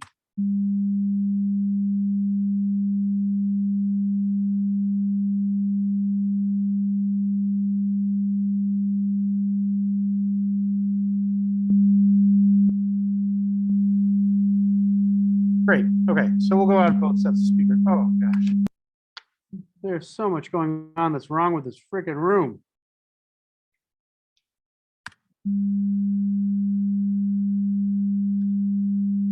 That's better. Okay. Whatever. So panning, there's of course a unit generator that makes panning wicked simple. It's pan2.ar. So sig is equal to pan2.ar. And let's look up help on this thing. So it tells us our arguments are in, or the input signal, position, or the pan position, -1 is left, +1 is right, and level, a control rate level input, which is the same as mole. We're not going to deal with that hardly ever. So input is our signal value. And pan position initially will set to 0.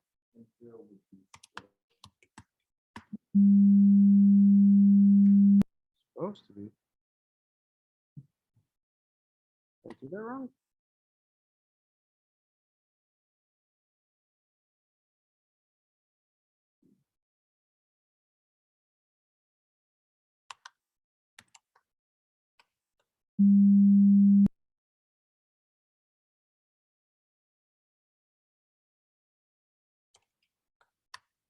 There we go. That was my phone. So now, synth.set, pan position, -1.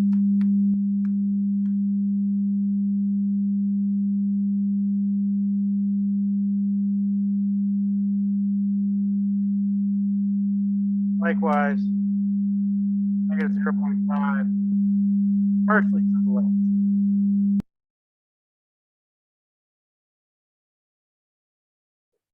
Okay, this also becomes cool, obviously, because then we can start to do more complex things, like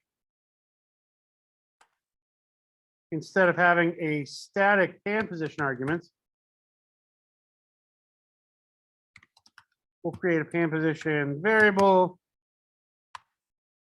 Pan position will be equal to sin os dot kr, a frequency of 0.5. And our range is already correct. It's going 0.1 or -1 to +1.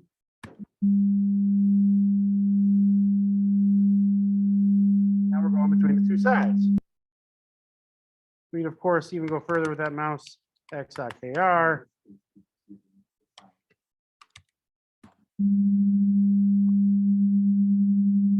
Create a bubble effect.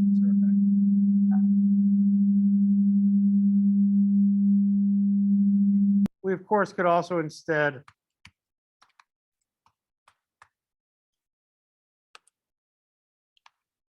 set it simply to be mouse x.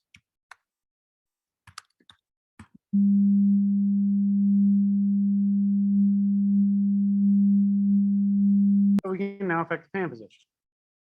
Cool. Cool. Yeah.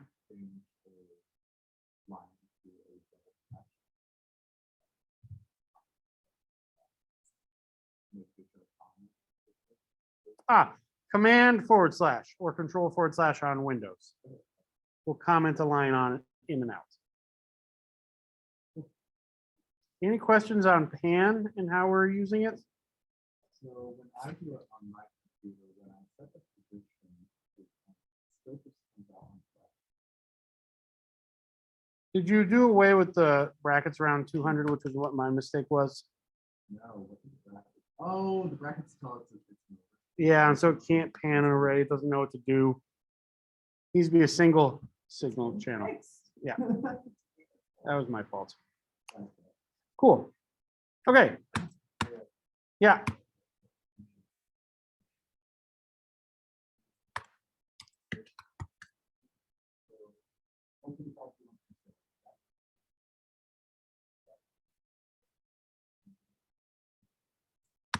So here we've got an argument of pan position, and we're saying we've got a reference to the synth.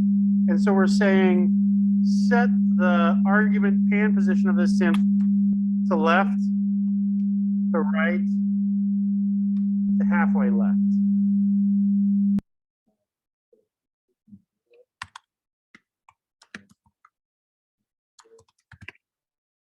Yeah.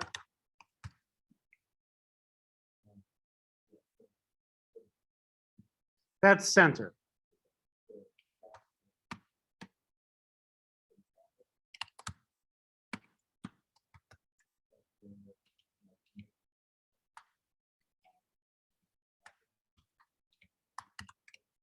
Off of 0 being center.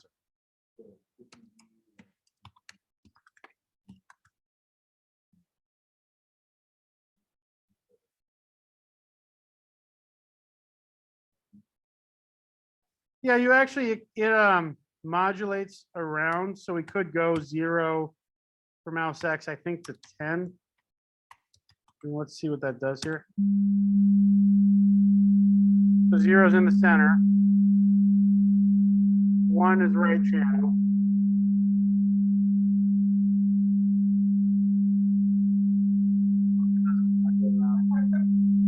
Just kidding. So it's got to be -1 to 1. So after you go outside, It just clips.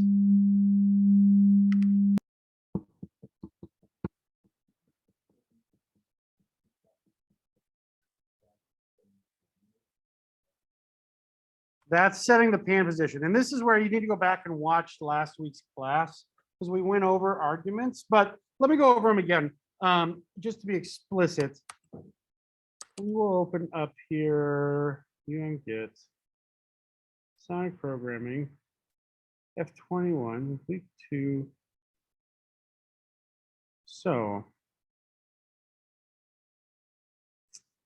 right, so right here, we're creating a synth and we're passing it as a function, synth definition function. We're passing it to this environment variable synth func. In line 163, we're saying play that synth func. We haven't passed the reference to the live synth temp 173, so we can't do anything further with it. But notice we've already defined synth func. We haven't overwritten it, so we can actually play it again and assign it to a global variable or environment variable, synth 1, synth 2, or synth 3. So in this case, synth 1. And the other thing we're doing, Cole, is we use this new syntax called arg. And in programming, an argument for a function is just some sort of value we can change when we call that function up. Yeah, kind of feels okay. So if we're thinking of a modular synthesizer or something like that, it's a knob or a button or something that just sets a value. In this case, we create the synth. We're saying, let's pass in some arguments, and we're going to set frequency to 1000 and amplitude to 0.5. In this one, we create a synth with a frequency of 100.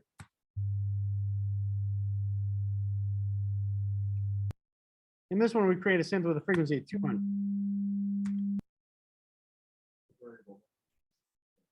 Yeah, so now we can just change it. We've set this function, so it's stored in memory. It knows what it is. And when we play it, we can pass in the arguments as we want to. Where this gets cool is that we're storing a reference to the live synth as it's playing. So now we can change the arguments in real time. I can say, take synth 1 and set frequency to 2000 or to 4000, or turn the amp down, or free it.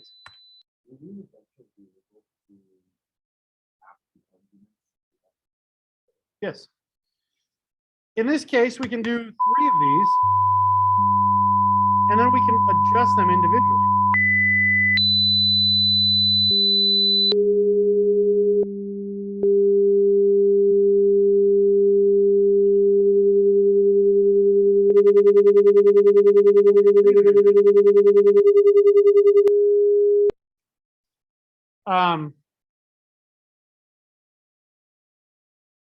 Those of you who've taken the creative coding class,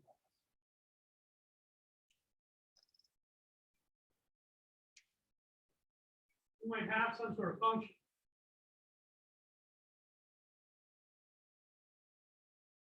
So we've got this parentheses nomenclature, and we would pass in arguments. Kind of ring a bell for people? And that allows us to tell that function what to do and how to do it. It's the same thing here. It's just that in SuperCollider it gets really confusing because we're dealing with 2 types of functions. We're dealing with standard CS type functions that might do math or create arrays or manipulate other types of data. And then we're dealing with signals and synths that have the same concepts, but are real-time objects that we can affect and change also in real time. And admittedly, the language for SuperCollider sometimes is a bit messy. It's a bit confusing that here, an argument, FR, when we want to then change it, when we instantiate this function as a synth, needs to be passed in as a key, which has that backslash. Same thing when we want to set it or change it after it's already playing, we pass in a key, which includes that backslash signifying the argument value. In a synth function or synth depth, a variable could be a single piece of data, or it could be a signal. in a SimDef, an argument is almost always a single piece of data. And it's something we can pass in from the outside or affect from the outside. We can't change variables in after we've instantiated a synth from a synth definition. Does that kind of make sense?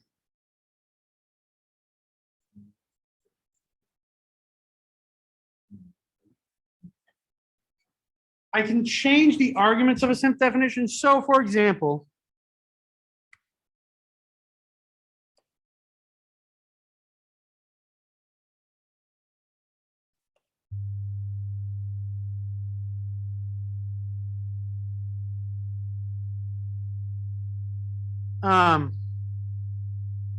Synth2, I can now change the frequency of Synth2.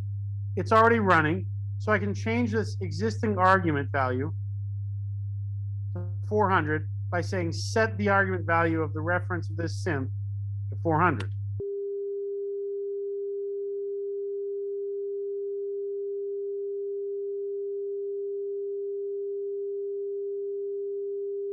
If I change my synth definition here, it doesn't change the existing synth. But now if I call this up,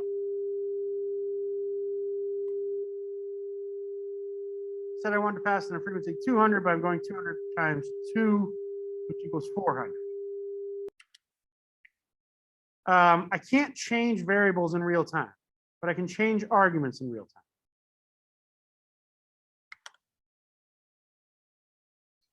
Or I can change them on the fly of instantiation.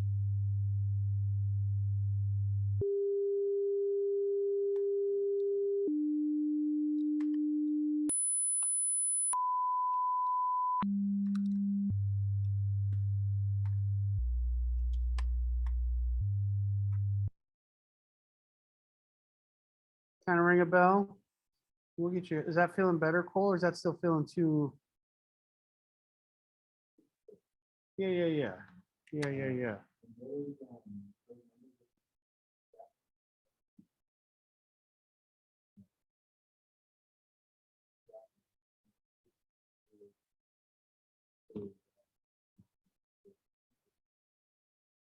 100 hertz. So sine wave at 100 hertz sounds like sine wave at 100 hertz. Ooh.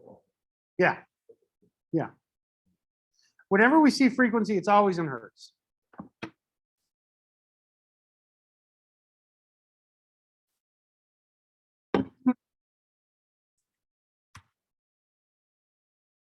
Okay, so here we're saying create a synth definition, play it, pass the reference of that playing synth definition to the environment variable synth. This synth definition includes an argument, pan position, which we now can set and change in real time.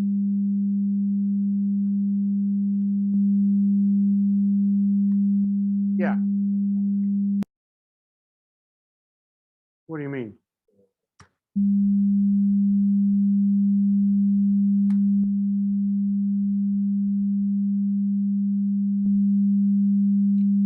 Yeah, because we're referencing, so notice here, when I, let's do the synth step.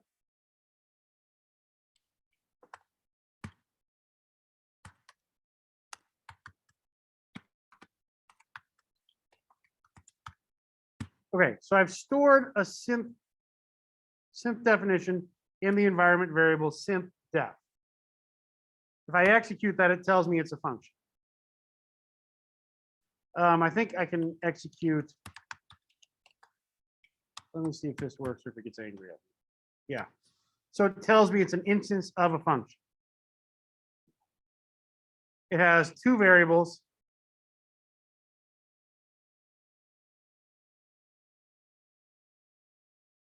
That's close. Okay, now I can take the synth-def and I can pass the play method to it. And that's going to create a live synth, and we're going to store a reference to that synth in the environment variable synth. And this synth is synth temp 186. We can now see if I open up this thing called show node tree, we see synth temp 186 playing. If I execute line 137 again, it'll create another instance of that synth, and it will overwrite the reference in the variable synth with the new one. Notice we now have 2 synths playing, 3 synths playing, etc., etc.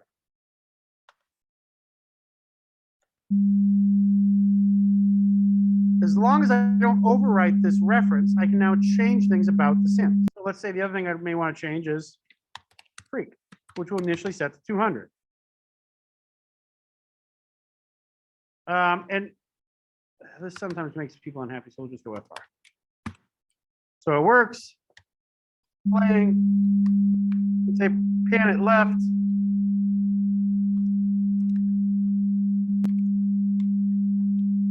Change the frequency to 100 hertz. Pan it right. Change the frequency to 1000 hertz. Pan it in the center. We could have many arguments representing various things about that synth that we could change in real time. And we start to get on to live coding. That kind of feel okay?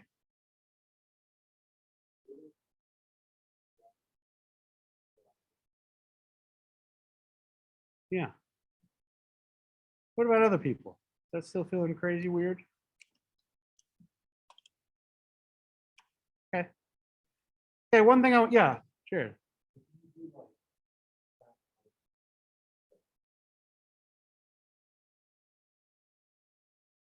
Yeah. Between different pans. Yeah. So let's actually, there's one thing I just want to cover really quick. We should be explicit in our declaration of where we want audio going out and what signal to use with what.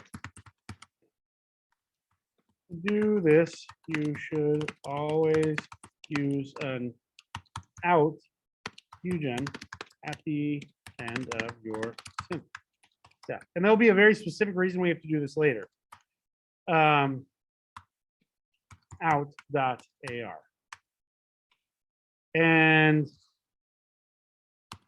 the methods for out.ar are bus, the index of the bus to write to, and channel array, which is the channels to write out. So bus,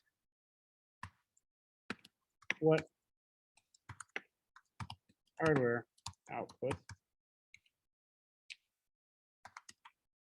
channel signal.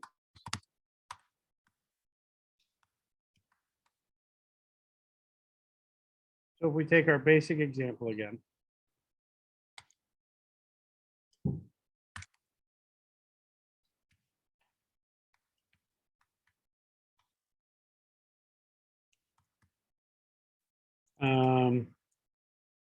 Out channel, we're initially going to set to 0. Signal.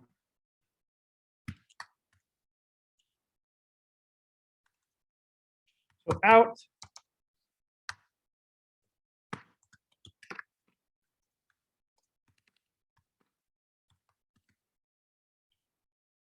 Out.ar. So we're going to say go to channel 0 and pass sig. So this is the same as before, where we were passing an array.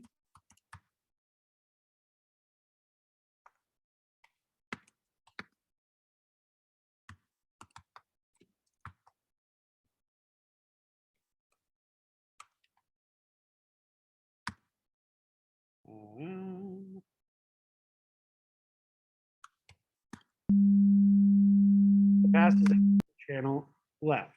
If we set this to 1, right.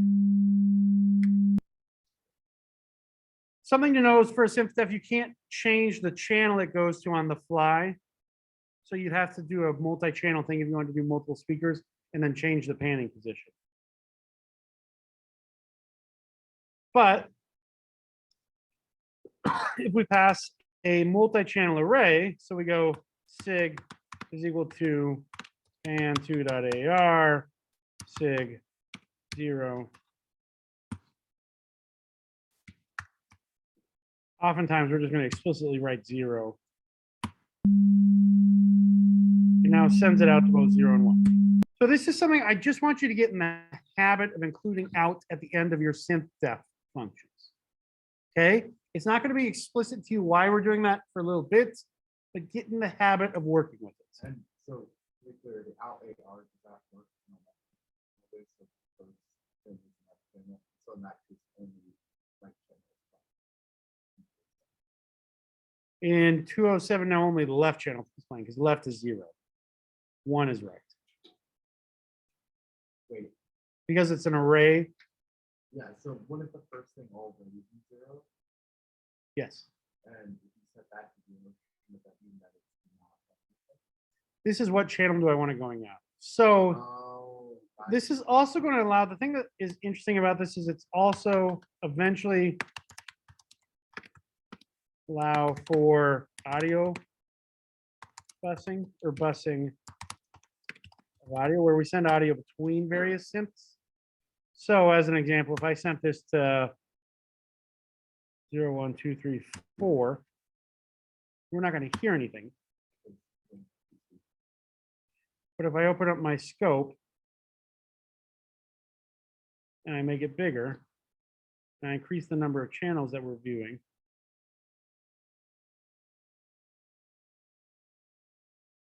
that mean that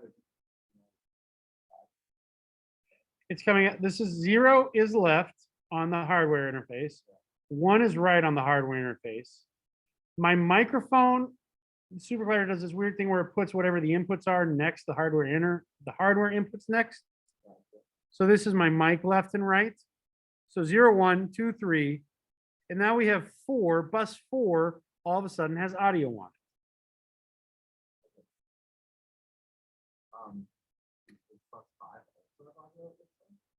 Yeah, because we panned it, so it's a double, so it's two channel signal. But the output won't. Mm-mm. There's also a quad panner, so same thing, we could do this. And then if we look, see it's being played now on 4 channels next to each other. Gotcha. And with the and the Pan is just a stereo 2-channel. okay. Okay. Good. I'm gonna do away with that so it doesn't cause confusion. Just get in the habit of using out.ar.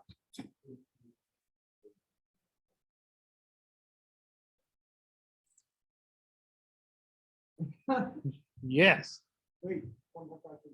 If you did out that AR, so the first thing is where you designate you go to. If you chose, for example, 1, would it put it on 1 and 2? Yes.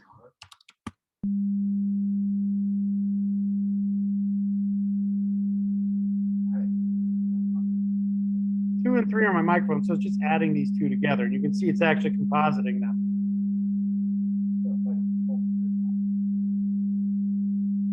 Not unless I bring 3 into another channel.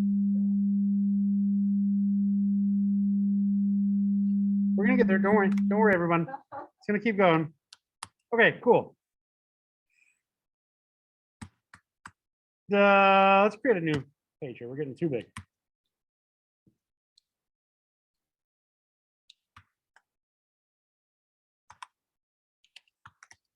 What's an envelope?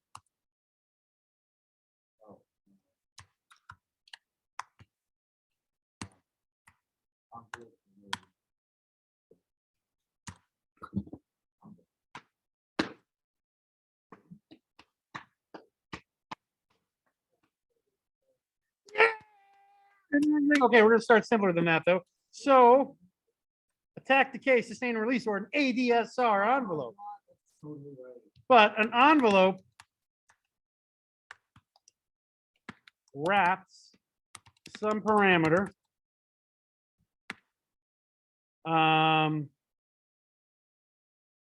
the values over time.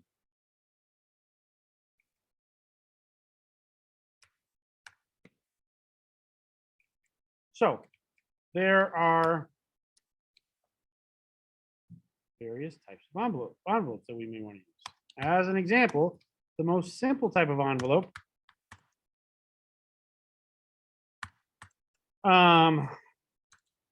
we're just for the time being going to call this on line envelope is how we're going to call this. So on gets line dot control rate.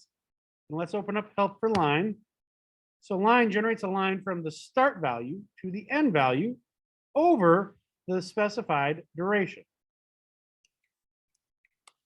So as an example, if we wanted to go from 200 hertz to 1000 hertz over the course of 6 seconds, we would write it like this, and we'd pass this line signal to our frequency envelope, or to our frequency argument for Synos UGen.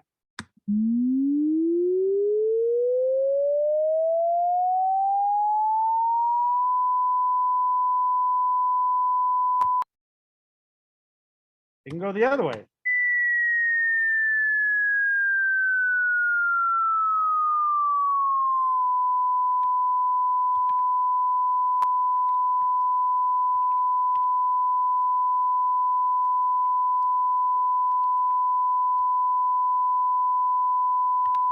It depends on how you're trying to, it depends on what you're trying to do, but it could be an oscillator.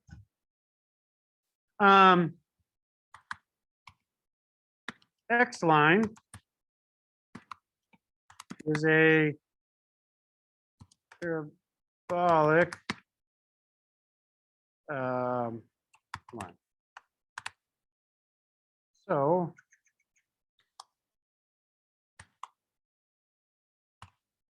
let's see here. We'll go in 2 seconds, 4 seconds. We'll go from 2000 to 1000.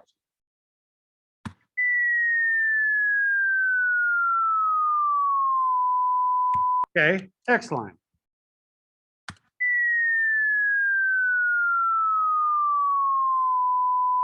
I don't know if you can hear that difference, but it's essentially creating a curve. So the other thing we could do always is we can wrap, if we want to see what something is doing,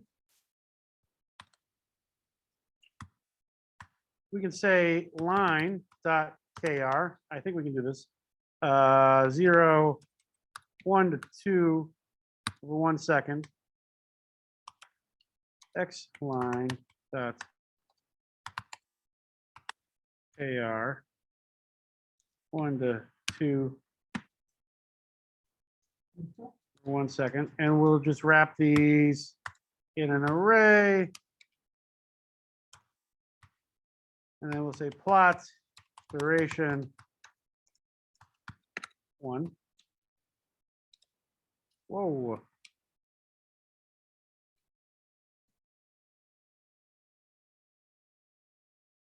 Why didn't you share this over there?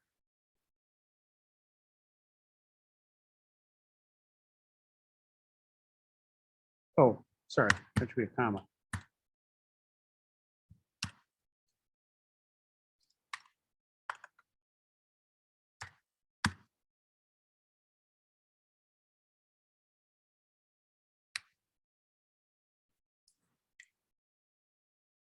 It's hard to see. Let's do a better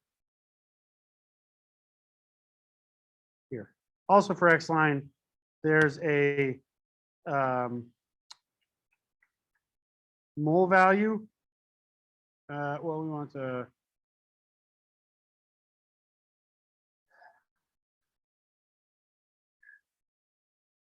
let's go bigger. So we'll go 1 to 10. Let's see if that does it. A little over 0.1, so we're shorter. So you can start to see over the course of 1 to 10, and if we start getting some crazier numbers,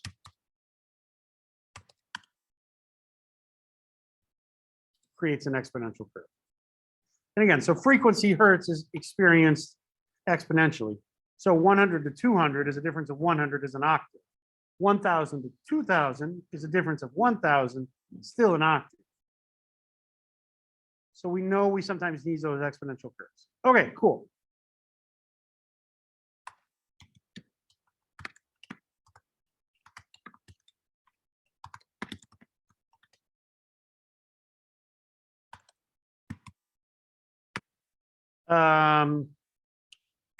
Linen creates an envelope that has 3 points.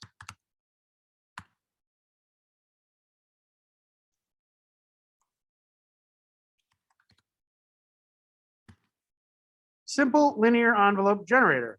So it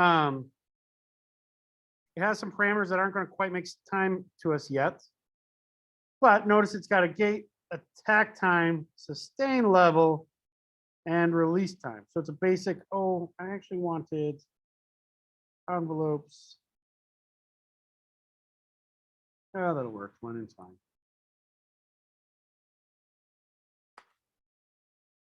So we're going to go linen.kr. Gate, we're going to leave set to 1. Attack time, we're going to, for the times being, say 2 seconds. Sustain level will be 1. Release time, we're going to set to 2 seconds. And done action, we're going to leave to 0. There's a lot of stuff you don't quite understand in there yet, but we're going to dig into it in a second. So let's listen to it.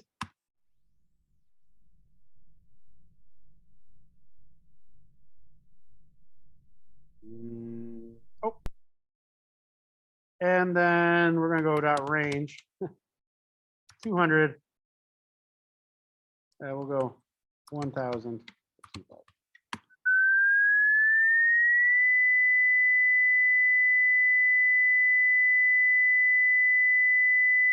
Oh, wait, I'm using this one wrong. I apologize.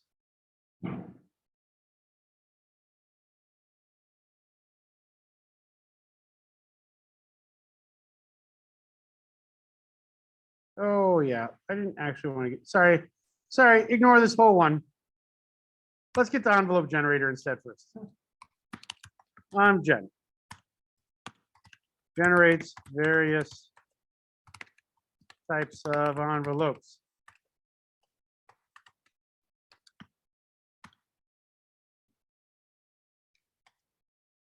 We're gonna need a couple different things for this, but we're gonna go on gen.kr. We're gonna open up help on it. Plays back breakpoint envelopes. The envelopes are instance of the env class. We're gonna talk about what that means in a second. But notice there's a number of different types of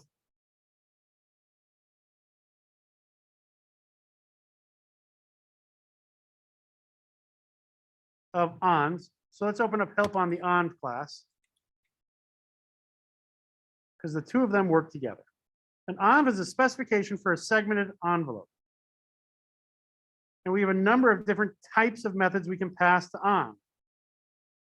The ones that are going to be most interesting to us initially are things like linen, triangle, sine, percussion, etc. So let's look at how to use some of these. We can always plot what an env looks like by going .test.plot. So this is what a linen envelope looks like. Let's look at triangle first, though. So to use an envelope generator, we're going to go on dot triangle. Duration is going to be 1.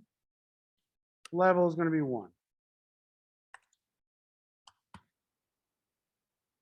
And then we're going to go on is equal to on gen.kr. And this is going to be really weird, but we pass in our envelope reference.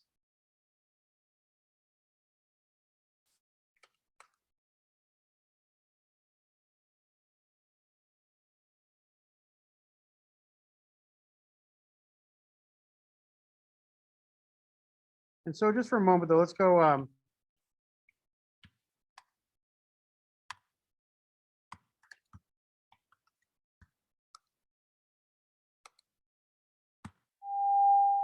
So you can see what that envelope looks like and you can hear what it sounds like. To use it, we pass it on, Jen, and then we're going to leave all of the rest of this, I think, the same, but we're going to go dot range 1000, 2000.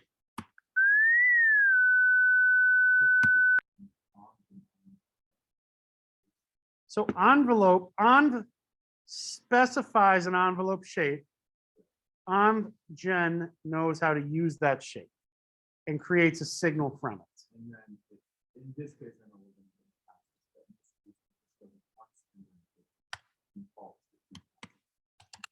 to Defaults to 1000 at the end, but yeah, Oh. 1000 up to 2000, back Oh. down to 1000, create an envelope shape.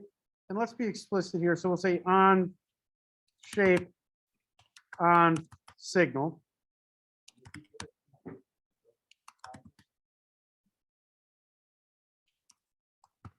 Depends on the type of envelope. You might actually cause an error because sometimes 0 doesn't handle well. Yeah. Well, on sig on. Sig. Yeah, it's. We got nothing there.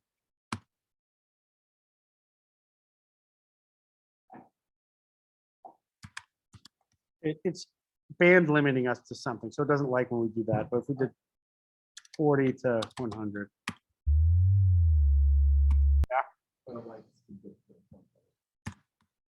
Yeah. So other ons that you want to know about, another common one is to ADSR.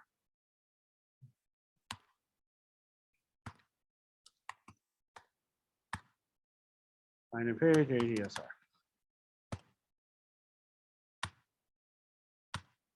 So we get attack time, decay time, sustain level, release time. We're going to go over more envelope stuff next week because we didn't quite get far enough. But let's look. This is a very classic. Let's do it way. 1 to 0. And then we're going to make this 2. So this is a very classic shape. The attack goes up linearly. Initial decay goes down linearly. We have no sustain at the moment, and then a release. So this is actually an ASR or ADR, attack, decay, release envelope. When you hit something like a mallet, or if you hit something with a mallet, you can imagine you get a lot of energy initially when the hard surface makes contact with another hard surface. And it takes some amount of time for that object to go from a resting state to a vibrating state. This is the attack portion of one of these envelopes. You can imagine if you're playing vibraphones or something else, there's always that really hard attack and then some sort of sustain and release. Typically, there is an initial decay on most natural sound, musical sounds, be it a wind instrument, string instrument, or percussive instrument. And that's where we lose a lot of energy initially in that first little bit of time. That's our decay. In computer music, we have an ability to sustain things for an unnatural amount of time. So we could draw a straight line out of here. And then when we want, let them release.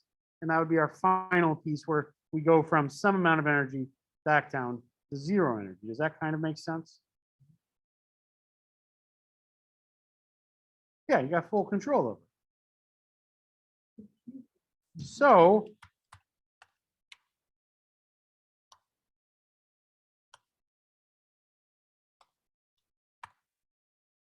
attack time 0.01. Let's say that.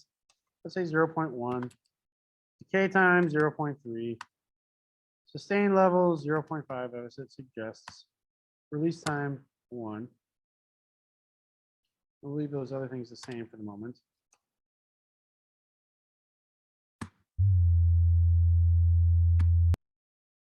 I can dot plot that.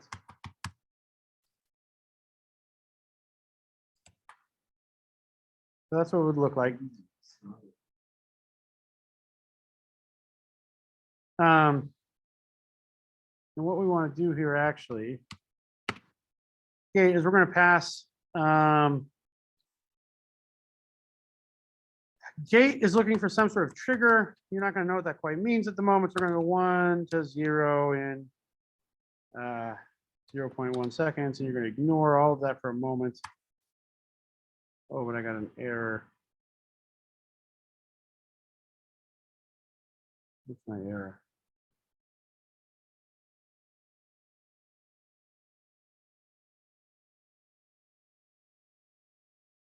Huh. Shouldn't be an error there.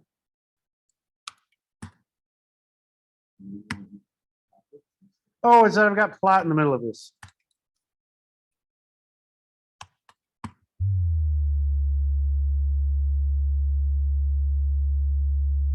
You're releasing it though. Why are you not releasing? Well, anyway, let me do another. You didn't go quite.